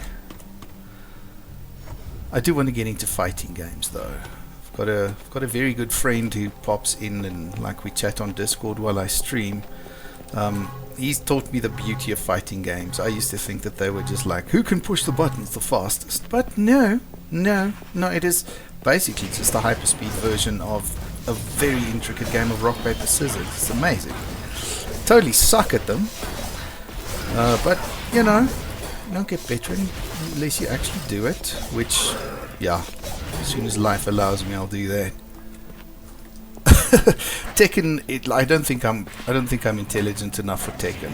I played the demo of Tekken 8, loved it. I think it's brilliant. It is like, it's really cool. But that whole left hand, right hand, left foot, right foot thing, I'm just like, who's left? And then I realized I don't even know what left is on my side. So I ended up button mashing and doing cool combos. But that's my Tekken legacy. I remember when everybody had PlayStation 2 and I didn't. We'd end up going to people's homes, and I think it was it Tekken 3, the one that had Eddie in it. And I mean, like, I just picked Eddie because he was the most button mashy friendly character ever. You pushed buttons and he turned into a whirling dervish of pain. So that was the only chance I ever stood, really. But yeah, no, my friend introduced me to the wonder of Killer Instinct, which, like, it's, I don't know, it's like janky in the best kind of way. Yeah, no, Eddie was brilliant. Loved Eddie. Yeah, like, played Killer Instinct. Actually, I bought Street Fighter 6. Like, 2D fighters are more my thing. I think also, like, having that third dimension for me is a bit of a wacky thing, because all of a sudden you can't just push back to block. You now have a block button, which is like, I'm struggling enough as it is. Please don't add an extra button with its own function to the game. And especially with 3D fighters, where, oh look, you're pushing your down button, so we're moving you down on the screen. If you want to crouch, you have to hold block and push down. Nuh-uh. Between my brain and my fingers, there's a lot of messages getting lost on that one. Kill the shield, man. Yeah, like, I never really played the other Street Fighters. Street Fighter 6 is the first one that I really put some time into. I got mashed with a spear. And surprisingly, like, I was looking at Street Fighter 6 and I was like, okay, cool, I'm gonna get this one because then my friend and I can learn this one together and sort of get good together. And I was looking at the characters and I thought JP would be somebody that I would like playing, and then I tried him out and my goodness, does that ever not work with the way my brain works. And to my surprise, when I was looking at the characters ahead of time, the one that looked the least interesting to me was Marissa, because she's big muscle punchy lady, and Marissa is the one I love playing the most. I don't know, there's like a brutal simplicity to just punching somebody in the face that I love. No fancy tricks, no fancy flips. She's got a Superman punch, she's got a Sparta kick, and she punches people into the dirt. I just love it. And then yeah, I've got King of Fighters as well, which, I mean, there's so many characters there that I don't even know. Like, that's a game I still need to do a lot of exploration on. But yeah, no, I don't know. There's a beauty with fighting games that I think most people don't see it because they don't know what it's about. But I don't know, that big rock paper scissors, blink and you'll miss it. It's nuts. Love it. Don't understand all of it, but I love it. Well, yes, I've heard Mortal Kombat X or Mortal Kombat 10 or whatever is the right pronunciation is apparently good. I ended up buying Mortal Kombat 11, which they threw a block button in there, which definitely, as stated, does not work for me. I do want to still give it some time. It does feel a bit jank though. I don't know, the characters all kind of move like spastic action figures. But I mean, the graphics are like really cool, and if it's something that gets played at tournaments, so I mean that bodes well. It can't be bad. I think maybe I'm just misunderstanding it, just like I'm misunderstanding this level. Oh no! Oh dear! There we go. Sorry, I'm trying not to die for a second. Please hold.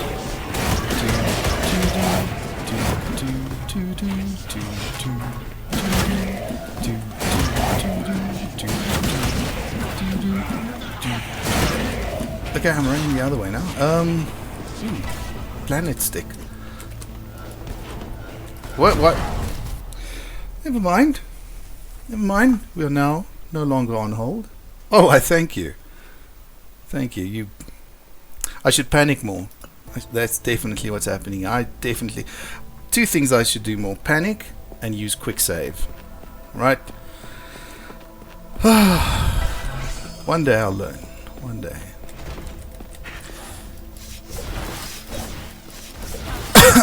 I can't even remember. We were talking about Mortal Kombat. Yes, spastic action figures.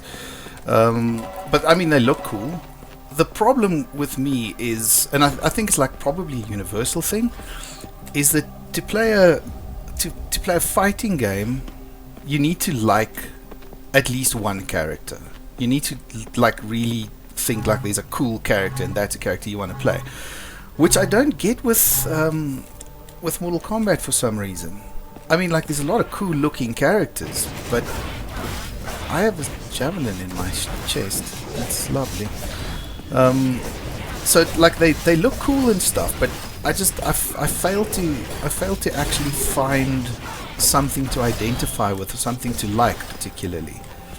Like with the Guilty Gear games, I got drawn into those because of Testament. The first Guilty Gear game I ever played was I think it was Guilty Gear X2. Talking many years ago. I'm giving away my age here. But I was still like uber goth at the time. And there was Testament, this androgynous creature, being almost as goth as I'd like to think. But no, I just thought like, okay, cool, there's this goth character with a scythe and oh, it was so good. In the moonlight, drinking blood. But to this day, like in Guilty Gear Strive, I love Testament and Guilty Gear Strive. They like took down the goth element to a very good degree. Gave them a top hat. I mean, top hats are awesome. I would so wear a top hat if it was socially acceptable. Maybe I should just get a top hat because I work from home. I'm going to virtual meetings with a top hat. Anyway, it's time to check chat. Whew. Okay, don't panic. Okay, too late. I did panic.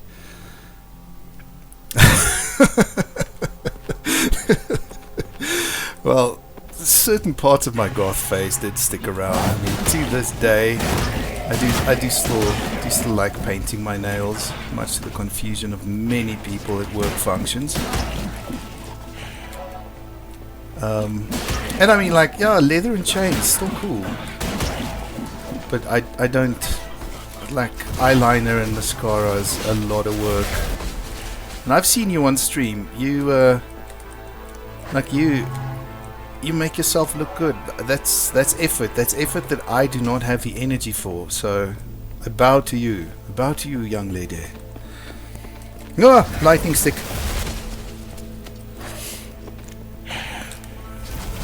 I'm like low-key old IT Viking goth now. I didn't quick save. Crap in a hat. Oh, you never have any energy.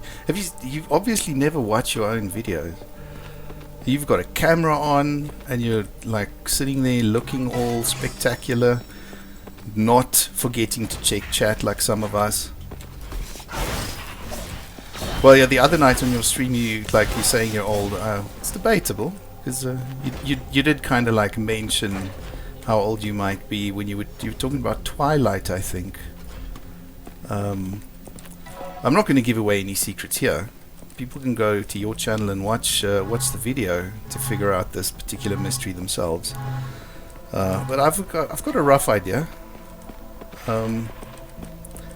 You have a little bit of time to catch up in layers of wisdom before you reach where I am. Why am I so bad at this? Goodness, I'm just gonna axe them now. This is me trying to play a game and actually nearly. See, there's the magic word there, nearly. But it's good. Turning 40 does not actually end your world as you might think. I don't know if you think so. Some other people do. Yeah, I survived it.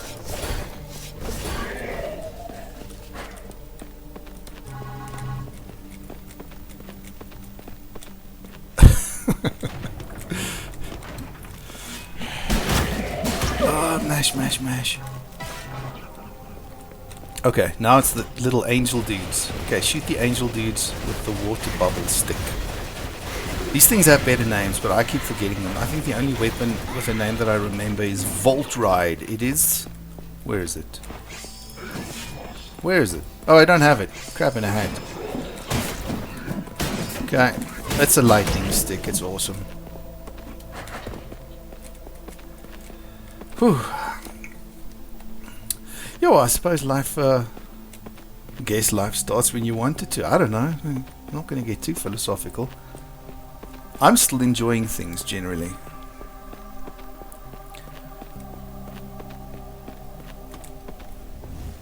So yes, do not despair when age comes knocking at thy door. I got another javelin in the eye. Okay, owie. Ow. Okay, I need to. No, no. Shit knuckles. I didn't quick save. I didn't quick save again.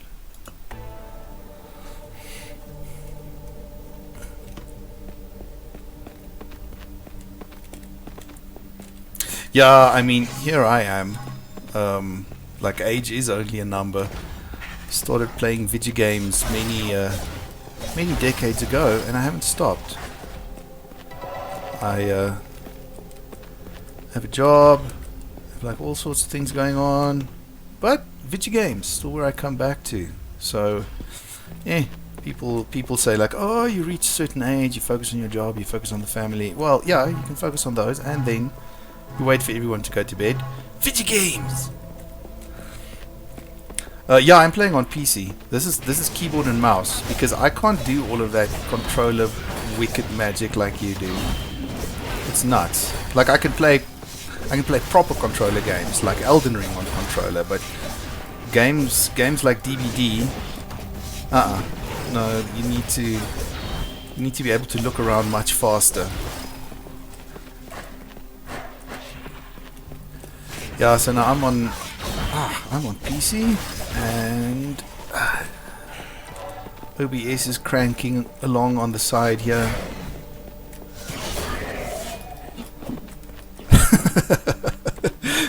See, this is why this friend I was talking about earlier that chats to me on Discord while I stream sometimes. He's the one who convinced me to do Twitch because, like, when the day's over, I kick back and quick save.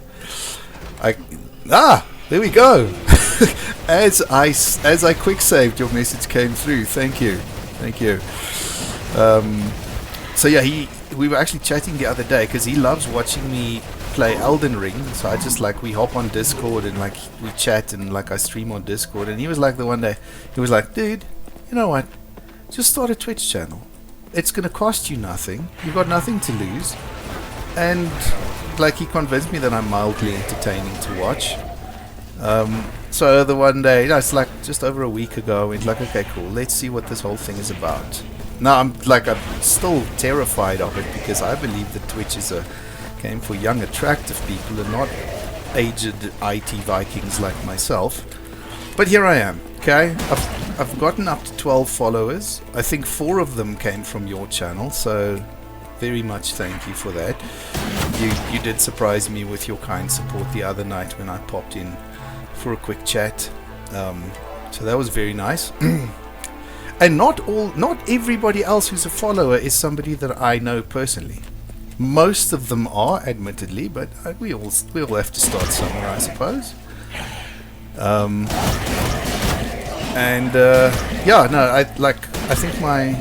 I think my kid needs to become my stream manager because the other day, it was the beginning of the weekend, they started nagging me to play Ultra Kill. Now I'm freaking horrible at the fact that I'm still standing in this game, I'm not super good at these. And Ultra Kill is ridiculously quick. So my kid convinced me to play Ultra Kill. I was like, nah. Like, I know my channel is about sucking at games, but there's a limit to the amount of embarrassment I can stand. But then eventually, I buckled, as one does when nagged by one's children, and I streamed Ultra Kill. And it was the first time. It was actually just after that stream. Yes, thank you, quick save. It was just after that stream that I came into your channel and thanked you for the inspiration, because I'd been lurking in your channel a while, just trying to see how you do stuff and like what people like and what they don't like, and just generally kind of trying to sort of ride on somebody else's energies doing the same thing. And I came in and I was like, oh, I just came off my first stream that had more than 2 viewers, which was true. There was an active chat with like 5 people going on. It was magical. The dopamine levels were off the charts, I tell you. That was great. Like, I enjoyed it thoroughly, but I'm thinking my kids should now start dictating what I stream, because my most successful one so far was like, Dad, play Ultra Kill, and pow. Anywho, there's Volt Ride. I was talking about this one earlier. The lightning stick. Okay, pushing buttons. Yoink. Well, look, admittedly, I did have some help, because I'm still rubbish at checking chat while I'm playing, and if it wasn't for the fact that my kid was actually busy, like, they hopped onto the stream and notified me about the fact that people had started chatting in chat, and like helped to drive the chat. My kids are like whiz at Ultra Kill, so there was a lot of lore stuff and a lot of secrets that came out, and like my like all of the guys watching were like, oh yeah, I can break that thing, there's like a secret there, and like cheering, and like, oh no, you know, generally being a good sport like you, being dismayed at my demise and that sort of thing. So it was great. I had a lot of fun because it was it was Sunday night, if I remember right. Because Sunday afternoon I did my Sunday drive, just a chilled Euro Truck Simulator, and yeah, I came out of that and I was like, okay, well, maybe I should stream something else tonight, and then that's when the Ultra Kill buckling happened. Luckily, I quick saved, thanks to your wisdom. Oh, there's a ramp here. I'm going to go up the ramp instead of going around the other way and dying. Oh. Star of Torment. That is what the spike stick is called. Like it. It's a very boot buckley name. It's very edgelord. Star of Torment. But Volt Ride is also there on the other side, which is also a name I approve of. It's very 80s synthwave.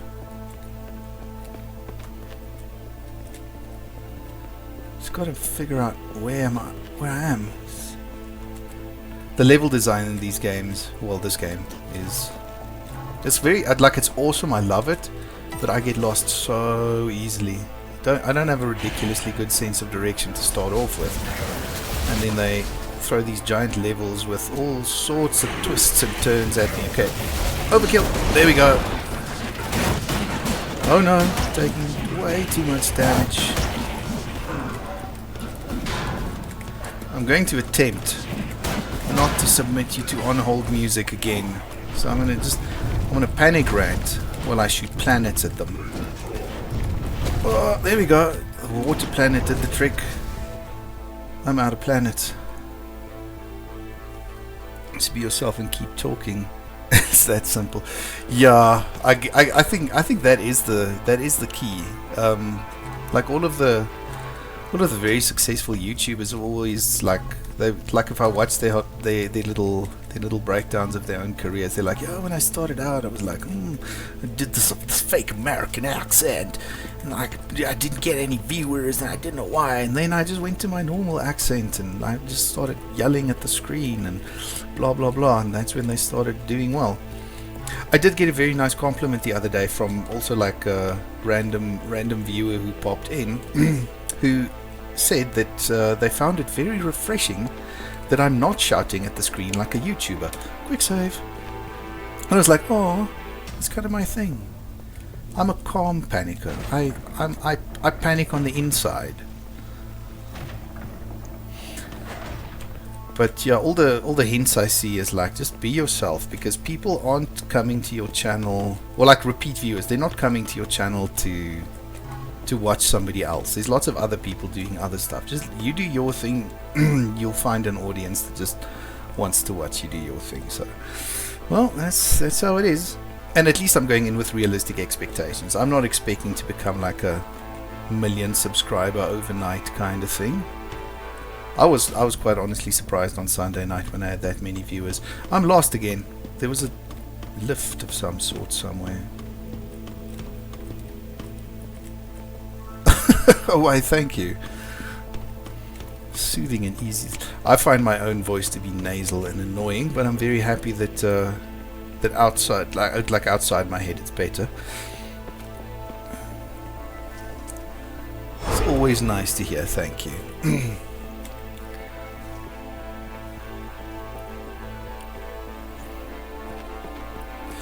I'm just like on a what do we call this? Like a reciprocating compliment level. I find it very, very cool that you manage to build a community of such positive people. I mean, like on Sunday night when I said hi and like you did your whole like, ooh, let's support, and everybody's like so freaking super nice. That's what I also want. I also want nice people. I don't like nasty people. I think everybody in the world should sit down, keep their eyes on their own work, and just try to be nice to each other for a change.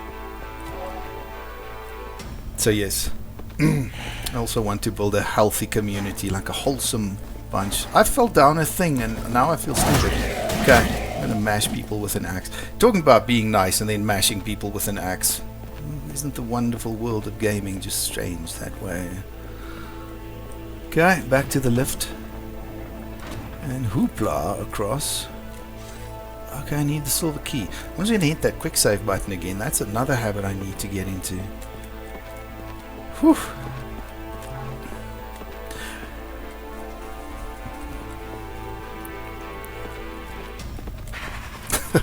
Well, it seems like it's working. You're being very nice to everybody, and everybody on your channel is being very nice, and they're being nice to each other, and being nice to others.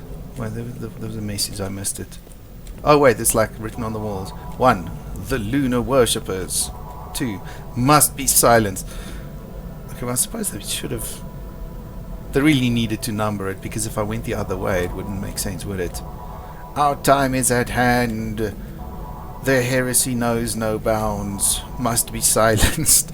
That's a very sensible sentence. The lunar worshippers. Okay, so I'm in a place called the solar solstice, so I'm guessing the sun and the moon don't get along or something. Good point. I just quick saved. I'm about to jump down a pit that's obviously got some sort of mighty breeze blowing down it, so... My word! Okay. I guess there's no going back there. Whatever secrets I missed will stay missed. Okay. Blender mode. Ooh, silver key. Oh, well, that's a waste. No, wait. Blender mode.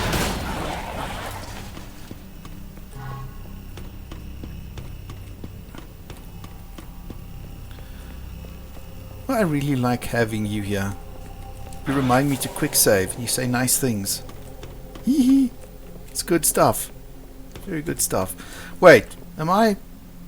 Oh yes, I'm back here because I got the silver key now. Okay, cool. I was running around looking for enemies and there was nothing. Wild Hadir, welcome and hello. I'm very glad you've dropped in to join us. I've got a... Oh, I'm doing fairly great, thanks. Like I'm yammering like a moron because I'm a little starstruck because I've got Roar here. Which I'm quite a fan of, so it's, yes, a little nerve-wracking, but I hope I'm doing okay. Roar says I'm doing okay, and oh my mouse went funny, so I'll go with it. I'm doing okay. That dude set himself on fire, and then someone tossed a flaming javelin into my nose bridge. That is nuts. So yes, it's very nice of you to drop in. I'm very glad. How's your day going over there? Ah, thanks, Roar. Well, I hope you're gonna love it, yeah? Oh, shield man, time for flashy sword. Oh, that's awesome to hear. It's always nice when people had good Mondays, because Mondays can be tough. I had a fairly challenging one, but I pulled through. No wait, it's Tuesday. Holy crap. Where'd the time go? Oh, no wonder today was so crap. It was Tuesday, not Monday. Because I was about to say, like Mondays are generally a bit of a challenge, but Tuesdays are like the real problem days for me. Okay, now the world makes sense again. It's a Tuesday, that's why it was tough. Okay, gotcha. Okay, I need to escape from that. It's like being in a blender. Woo-wee! Pondering the days of the week while getting murdered by medieval monsters. Okay, run for the health globes. Ah, cooked! I stepped in a fire. Stepped in a fire. That is real genius. It's time for a sip of wine.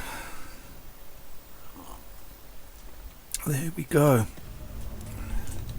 Okay.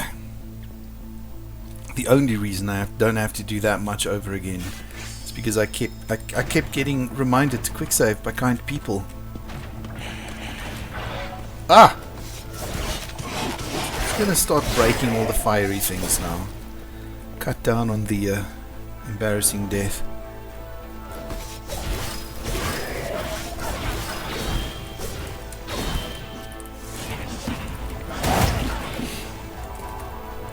Like most games. Yes, me too.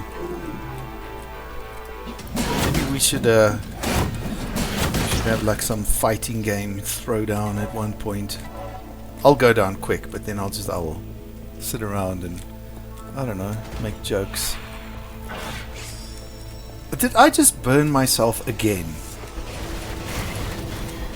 My goodness, I have highly flammable skin.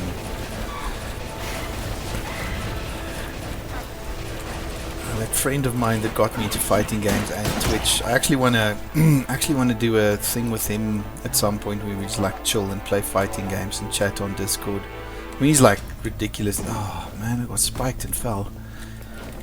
He's leagues better than I am. He's been playing fighting games ever since we were all like 12.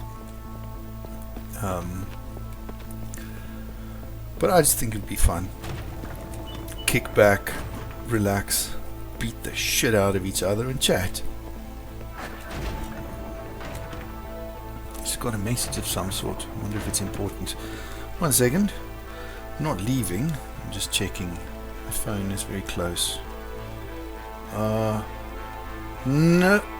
Nothing important. Group chats.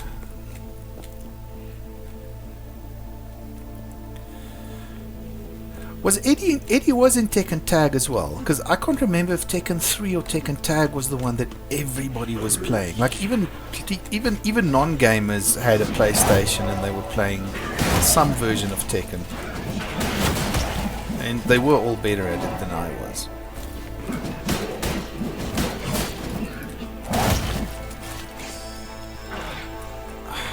These fires, man. These fires.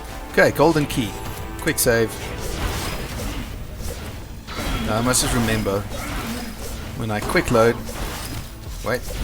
No, quick load didn't work when I was dead. Yeah, that's the nice thing about fighting games. They're all like very nice for like a quick fix. Like you're busy working, and you just want to quickly take a break. So you play a couple of rounds of a fighting game, and you my caps lock. You like win or lose, and then just jump back into work again. It's a nice quick break. Coffee break punches. See?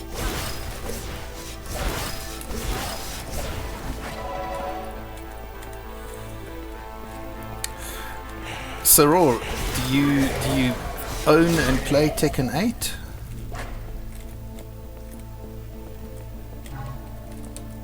What's up? Ooh.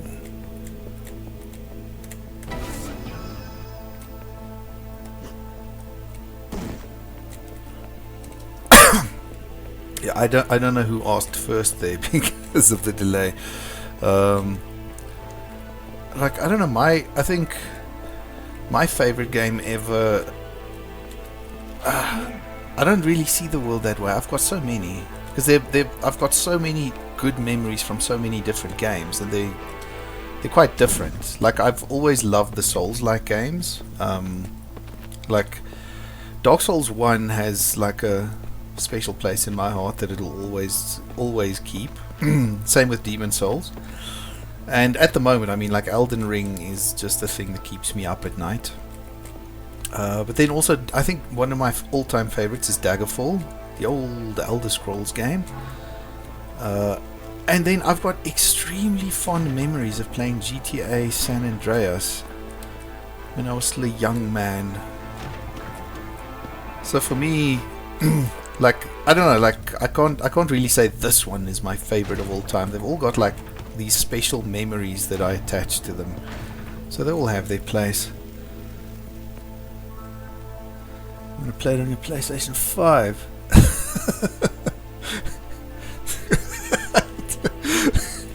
Don't want to get that disc scratched. That's why we go with digital copies these days, because my goodness, my kids would have caused me so much damage. By the way, if there's anybody who knows this game and knows why I can't find where I'm supposed to be going, feel free to chip in and tell me how stupid I'm being, and then guide me towards where I should be going. Ah, fucking fire. Wait, I did this? Is a thing? That's going to make me invisible, and that's useless because I think I murdered everything.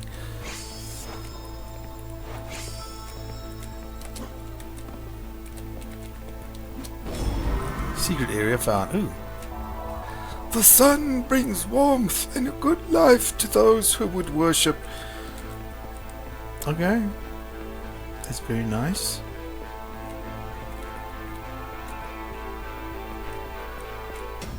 Anybody remember if there's a...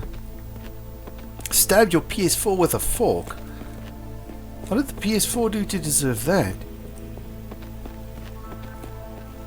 Or maybe what did the fork do to deserve that? I mean, PS4s are pretty tough.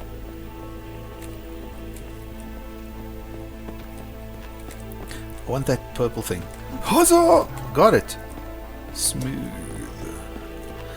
Oh, I think I fell down. I didn't go this way yet. No, this is the sake pipe. Quick save. Yes, good point.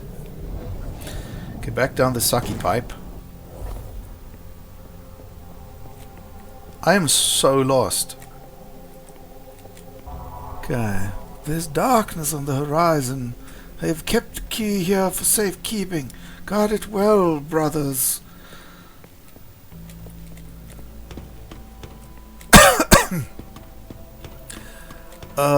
No, now I'm just back here. Okay. So, yes, I got the key. I came back here.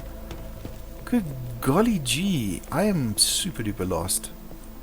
This is where I get nervous now, because I'm going to be running around here like a headless chicken for the next half an hour, probably running past a blatantly obvious door with like a sign that says, "Here, stupid. 2 suns to reach gold." 2 suns, you say? To reach gold. Maybe I should just run down the middle. I've got a gold key and a silver key. I don't know if there's another one I should find, but let's just see. Let's see. There's a big sun thing there. I've not been there. I'm going to quick save with my 10 health, because that is wisdom compacted into a single button press. I think I found it, guys. I think I found it. Thank you all for your patience. I don't like that guy. I'm going to shoot him with a BFG. He does not care about the BFG. Who's this guy? My word, okay. He's not even a boss. Okay, time for him to suck planets. Oh, crap in a hat. Okay. Oh, nearly. He died. Thank goodness for those quick saves. Thank goodness. You are my little quick save angel, Roar, sitting on my shoulder, spewing the wisdoms of life into my ear.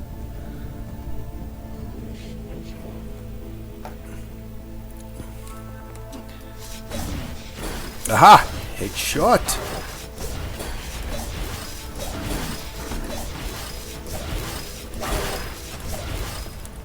Okay. Planet time!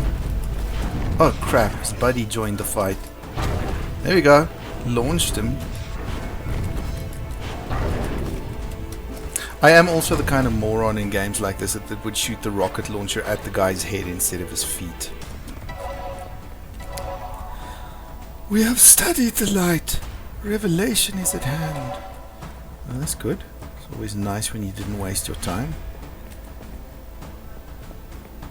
Oh, cool little thing about this weapon that shoots planets, in case anybody didn't know, is that it mostly generates the planet at random, and occasionally it will actually generate the Earth, and you get an achievement for shooting the Earth at someone.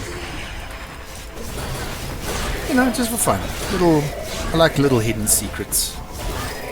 Yes, I know you studied the light, Karen. You see me read that with the eyes at the back of my head. It's pretty spectacular.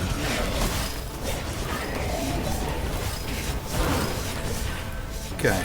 These guys with the shields are douchebags, because I think they like parry or block these things. Look at that. They just threw it back at me.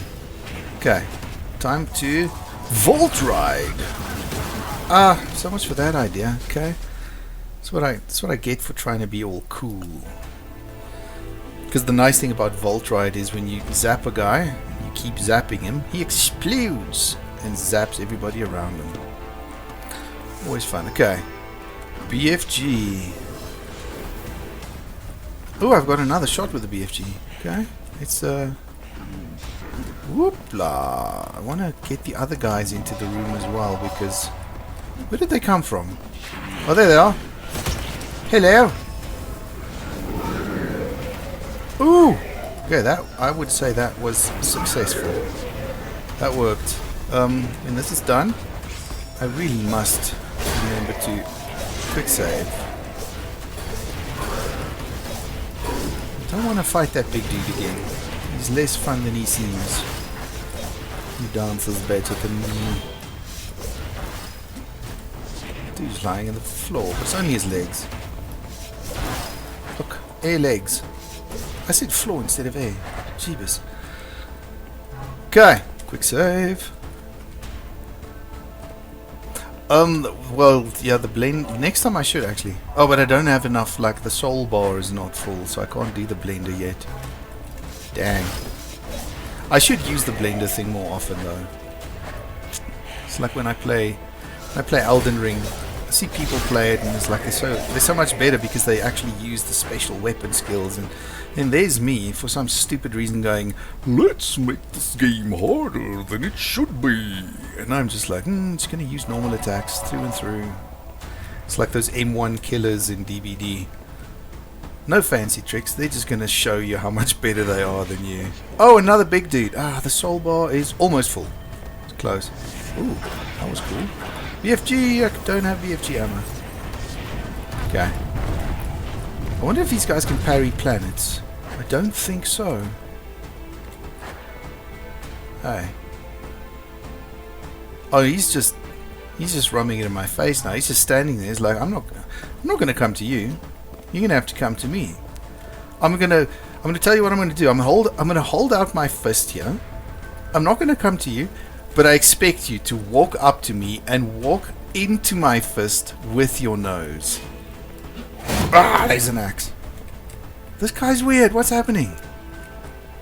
I don't know, he's either waiting for me to push this button or he's glitched. Excuse me. Okay. Oh, crap. Okay. It was a good thing in the end. Gave me the fright of my life. I peed a little.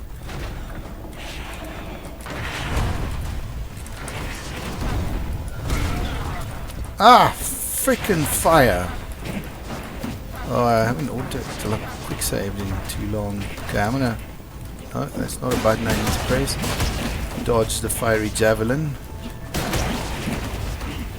Ooh, stepped in the fire.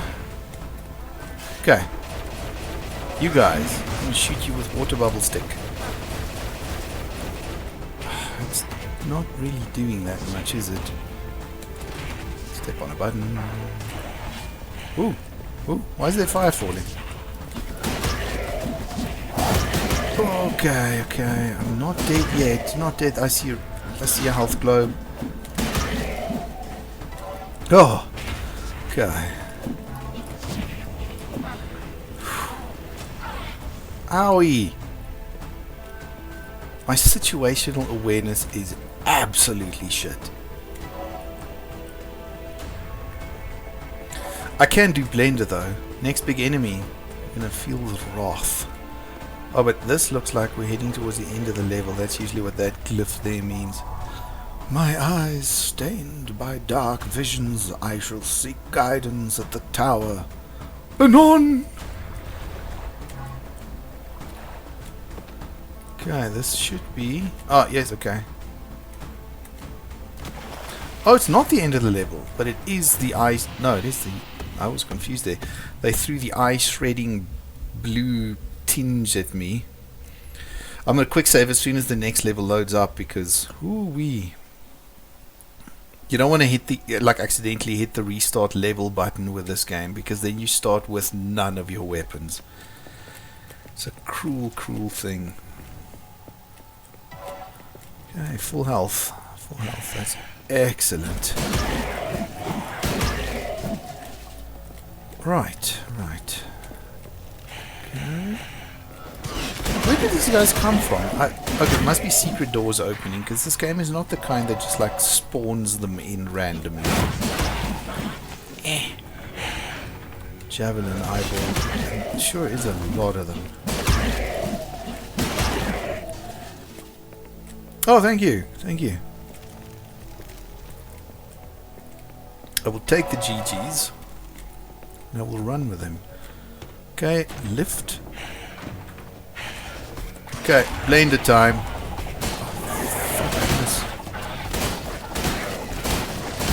What's really fun is if you're actually underwater and you do this, it's like a propeller and you just get jetted forward at ridiculous speeds.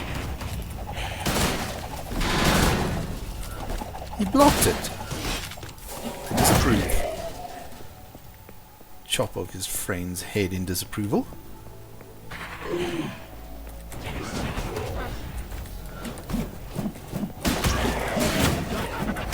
Ow! Ow! Ow! Too much fire. Too much fire.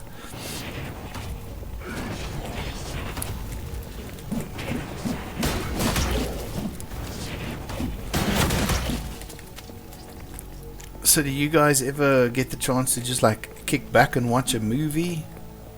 With all the busy life stuff going on and like video games being played and all that.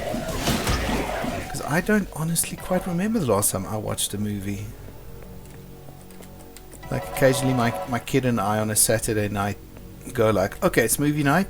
Go buy some evil microwave popcorn, buy some packet slushies, and we just like go look for something that we can chill on the couch and watch. Send the rest of the family to bed. Just boom, movie night right there. It's quite fun. Water release number 1. Okay. I'm very glad they gave it a number instead of like water release of the ancient skull or something. You have to try and remember which ones you've got. It's like, okay, I got number 1. It's fair.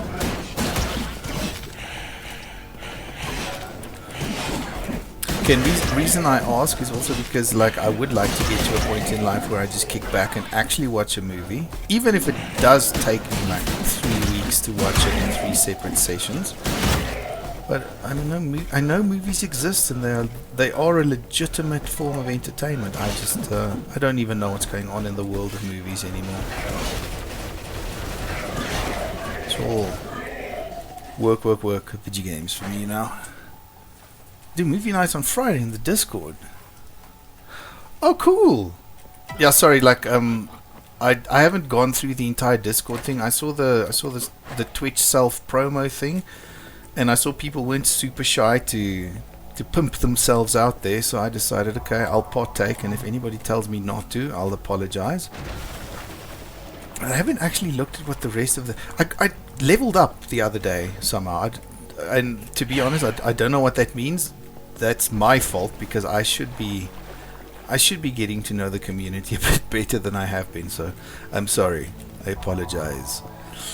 At least I am the kind of person who's like, shut up unless you got something proper to say.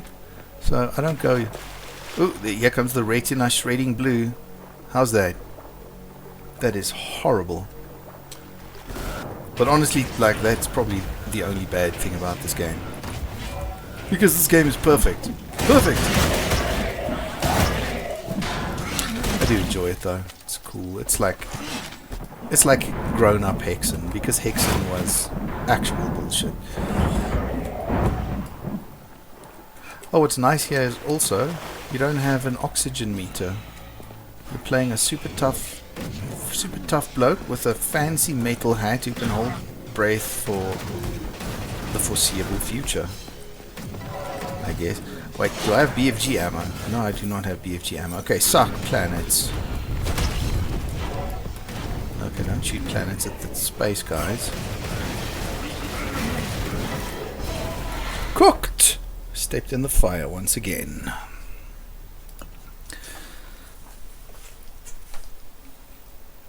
Did I not misclick that button? What's happening? I misclicked the button. Jeez. I think somebody who plays a game where you have to actually aim and shoot would be able to click a button that's not even moving. Okay. Zap, zap, zap. Let me not waste the blender this time. I think last time I did kind of use it at exactly the wrong time. Where's this dude? You sneaky, sneaky son of a bitch.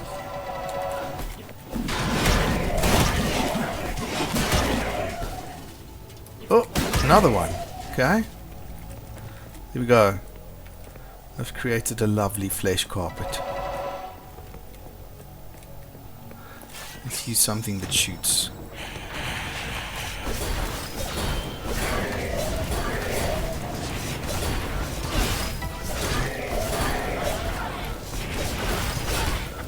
Ow!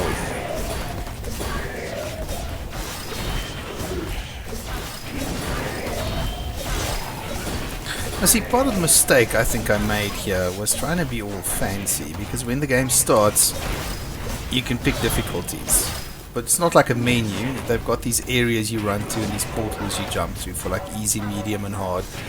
And then I just ended up exploring the level where that happens, and I was like, oh, there's a passage and it goes underground. It goes under this one area where you pick a difficulty.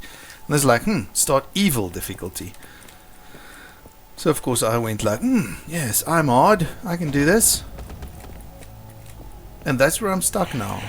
I got nobody else to blame for the suffering but myself, but oh well. I'm not crying just yet. What to release number 1? Oh yes, okay, cool. Let's release the water. Avoid the fire. Let's go this way. Health! Glorious view. Dudes jumping at me again. It's fine. Apparently I have developed cat-like reflexes because I'm in a constant state of panic.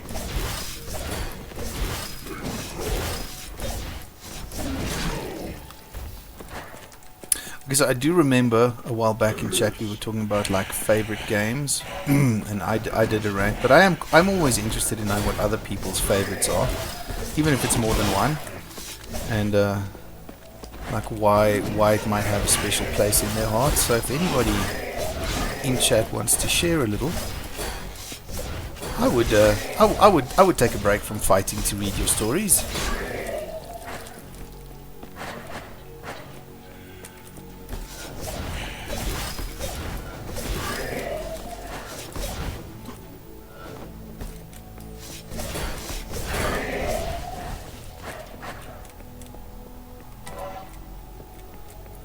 Whew, okay, it's gone quiet. Quick save. Quick save. Right, okay, water release number 2. I think this is further than I got last time. That is a lot of dead dudes. Something hissed at me. Oh, I think I came down here and I didn't get to water release number 2.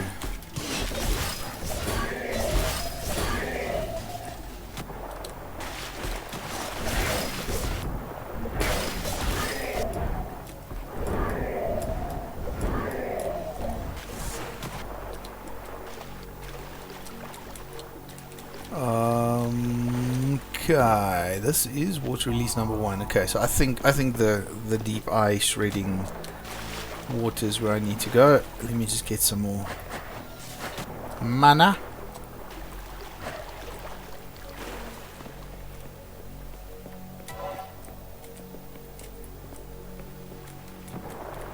Right. Oh, there's green mana. Since I can hold my breath forever, we'll get it.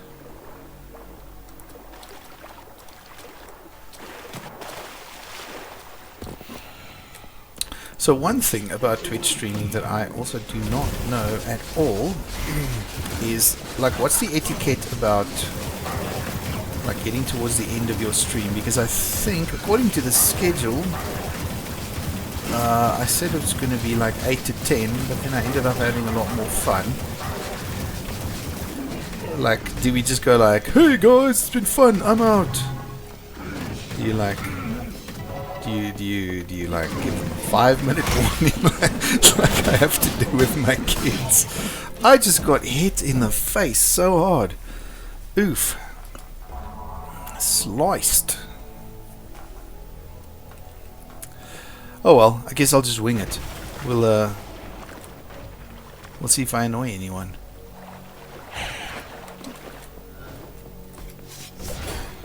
Okay, green dude went to pieces.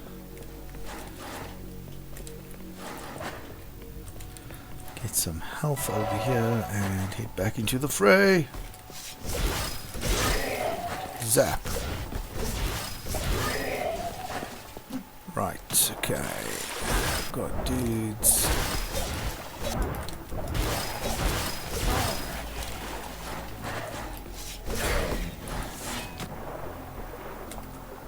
Time to motorboat.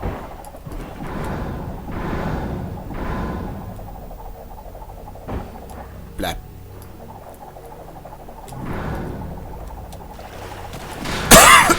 Woo. They're like little tiny blood balloons. Uh-oh. Yes, that's me shooting rockets at flying enemies. Oh.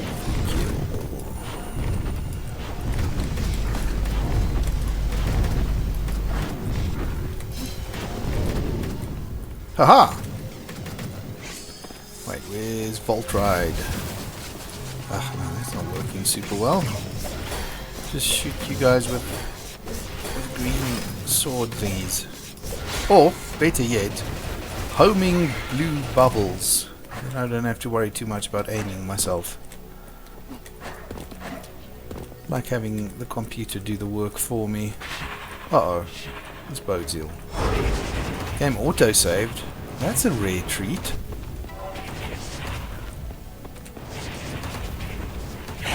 Oh my, that is a lot of baddies. Okay. Woo. Okay.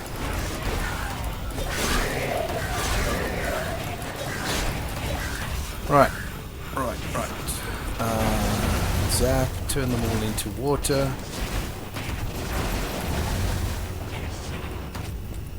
Where did I go? Where did I come from? What's happening? I don't know. Whew. Okay, this is gonna need a golden key. Happy with that. I'm gonna have to look for it. I have a goal. I do think I'm gonna try and push to the end of this level. And then probably call it from there. I feel like I'm getting a bit slow. Oh, wait, I'm back here. Yeah, definitely getting slow. Right, it was this way. And then up here. Let's try and navigate these places. Ah! Fire javelin.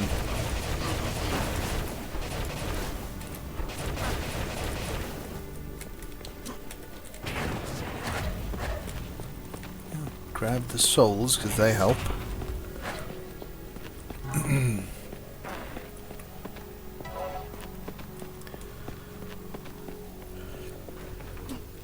Yeah, I find it fascinating to play video games these days and try and look at the systems that they're using to make everything work. because I've been playing a little bit with some game dev myself, and it's very interesting. It's cool to see how they do things. Okay, time to axe them. Ah, they're too high. You're too high!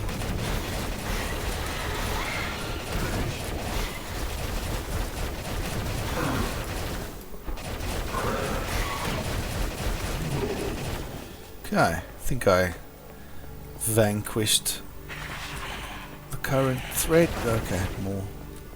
Right, planets. That worked. Yeah, I can live with that. Ow!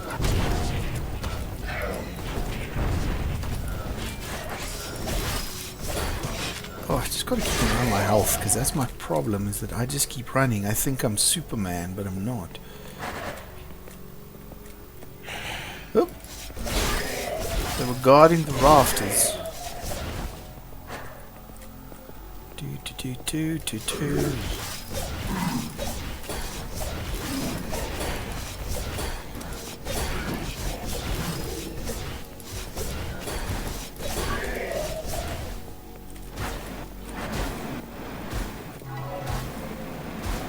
Oh, great. Yeah, you're putting a jumping puzzle, or no, well, not puzzle, but a jumping challenge out for me this time of night. Bugger it. I'm just going to brute force my way through there. Just be like, eat those fireballs. Uh oh. I thought it was floor, it was a lift. Oh, shit off, you lift.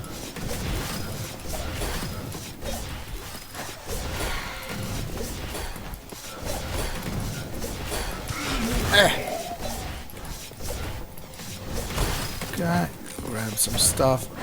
I'm so bad at flying enemies in games. Phew. They are the bane of my existence. Which I suppose is why they exist. Whoa, easy, tiger. I almost just went over the cliff.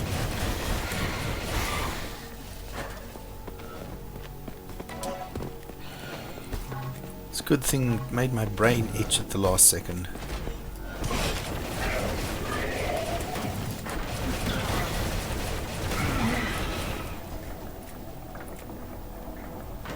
Right, we are bleeding again.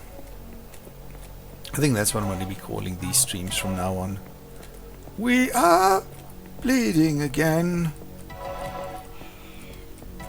Ding.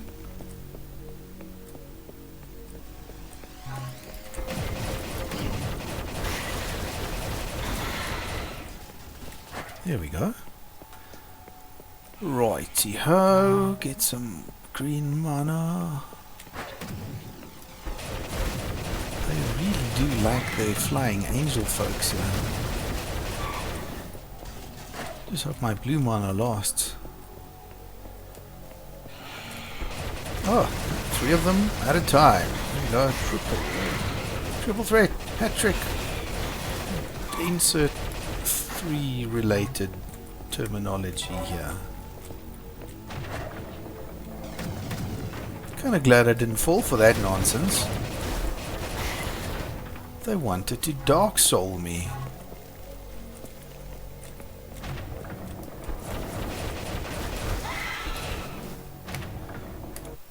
They really wanted to Dark Soul me.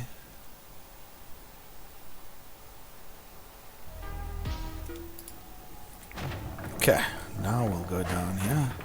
There's the gold key I needed. Oh, this does not bode well.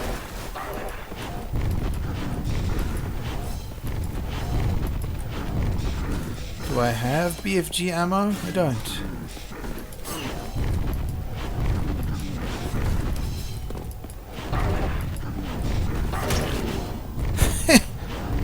With a wet splat, he fell down. His body could not sustain his own weight or something. I don't know. Splat. He just fell over. Okay, a door.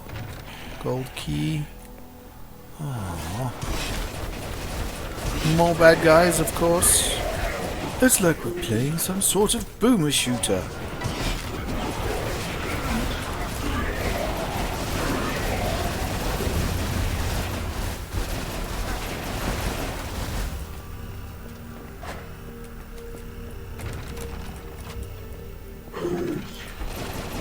shush.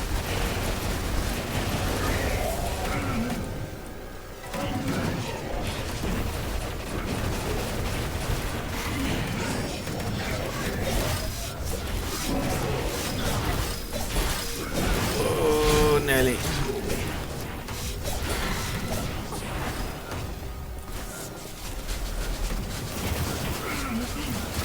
Oh, no. Using Volt Ride is a surefire way to get myself murdered. Okay, what? Oh, yes, because I did this. Right, okay.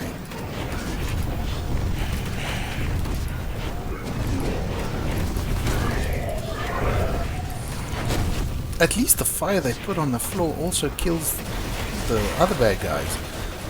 So that's pretty cool.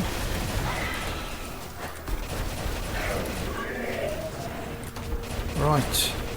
We're gonna get you. Got him. No, did we? Yes. Bits and shield falling down.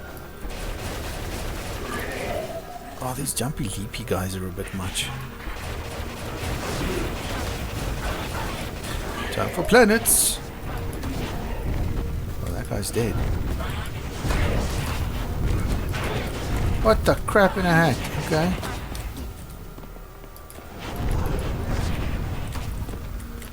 Snuck in behind me. Like a burglar in the night. Yeah, I'm a huge fan of mobs being able to harm each other. Ooh, eye shredding.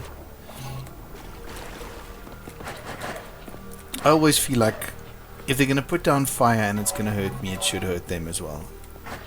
And if a thing can die and fall over on me and kill me, it should be able to kill the other guys as well.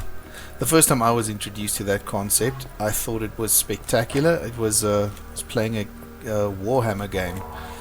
To this day, I still don't know how Warhammer, like the actual strategy game with the figurines, works. I've not been able to give it enough time to figure it out. But I still remember the one guy had this big treant, and it came with a little cardboard cutout. And I was like, why is there a cardboard cutout of the awesome actual model? And he's like, no, that's the fall template. And I was like, what the crap is a fall template? So he told me when this thing dies, it's going to fall over in a direction. And anything under the fall template is going to die.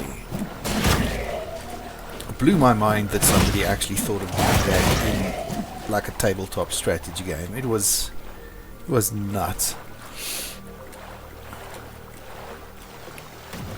Wait, is this level ancient? Ah, there we go. Catch the angels in the sewer pipes.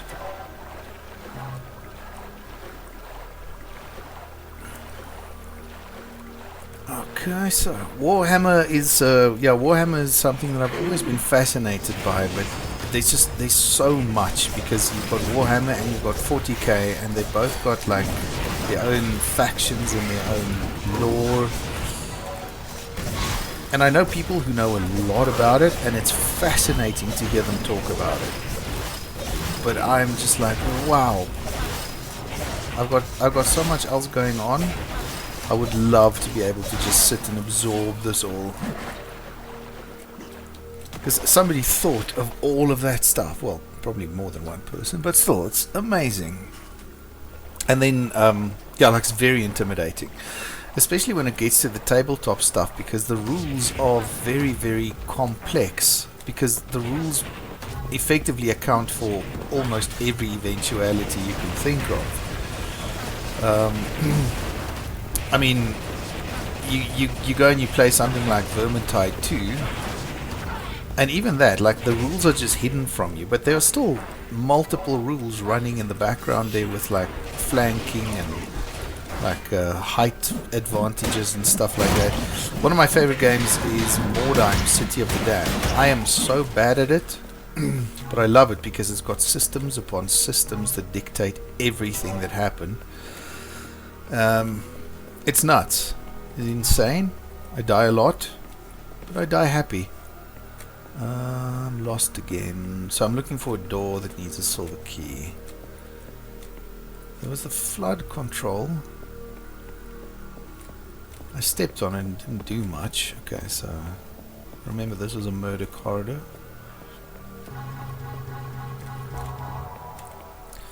So flood control. Oh, this is what I need the silver key for. I should have just opened my bloody eyes. Right, do we now have the ability to go somewhere that we couldn't earlier? Oh no. I don't trust that.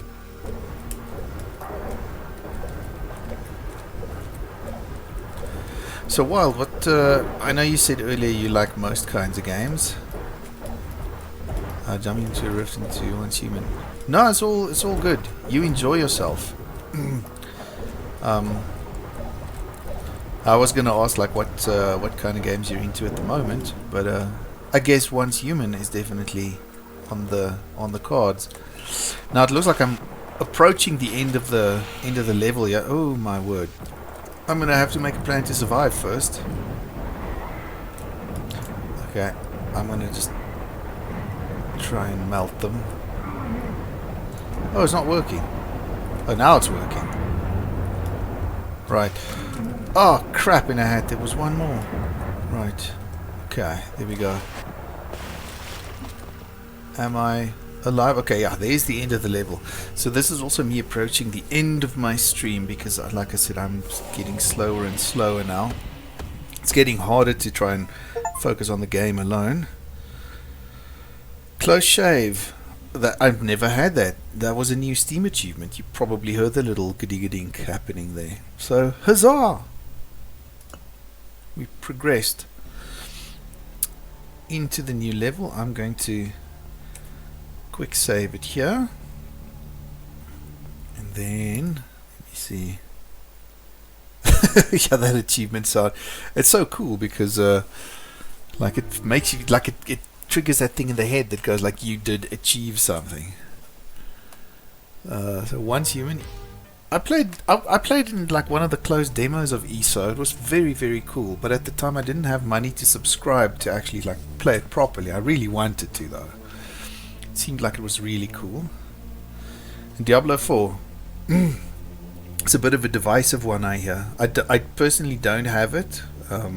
I just thought it's quite a lot of cash to throw out for something that's either going to be hit or miss. I have spoken to people who have it and they are in love with Diablo 4, so that's great. That's great. So ESO is great. Okay, I'm glad to hear that it's as good as I've heard. That's always nice. Diablo 4 story, so much fun. Cool. Yeah, I'll do some research on where they took the story. I'm not going to bother you for like a full lore rundown, but like after Diablo 3 with like with Leah being used to rebirth Diablo and then Malthael becoming the Angel of Death and all of that, I was kind of wondering where they would go with it. But yeah, like I said, I'm not gonna expect you to type your fingers out with a big expose there. Yeah, I went through a huge Path of Exile fascination a while back. That game has systems upon systems. Oh, first one you've played. Okay, cool. That's probably a good way to get into it though. Because I think most of the complaints I heard about Diablo 4 were staunch players of the series as a whole who were already unhappy with what they did with Diablo 3. I loved what they did with Diablo 3, even after playing the first two. But like a lot of people are just like, meh, they dumbed it down so much in 3. And then when 4 came out, they were just screaming so loud I couldn't even make sense of it. So yeah, some people love it, some people don't. I'm always happy when I hear that people like found a game that they like, even if there's so much negativity around it. It's always cool to go like, okay, so this dude, he likes it because it's a game and it's fun, because that's what it's supposed to be. If it's not fun, don't play it. If it's fun, play it. Don't listen to what other people say. That's my philosophy anyway.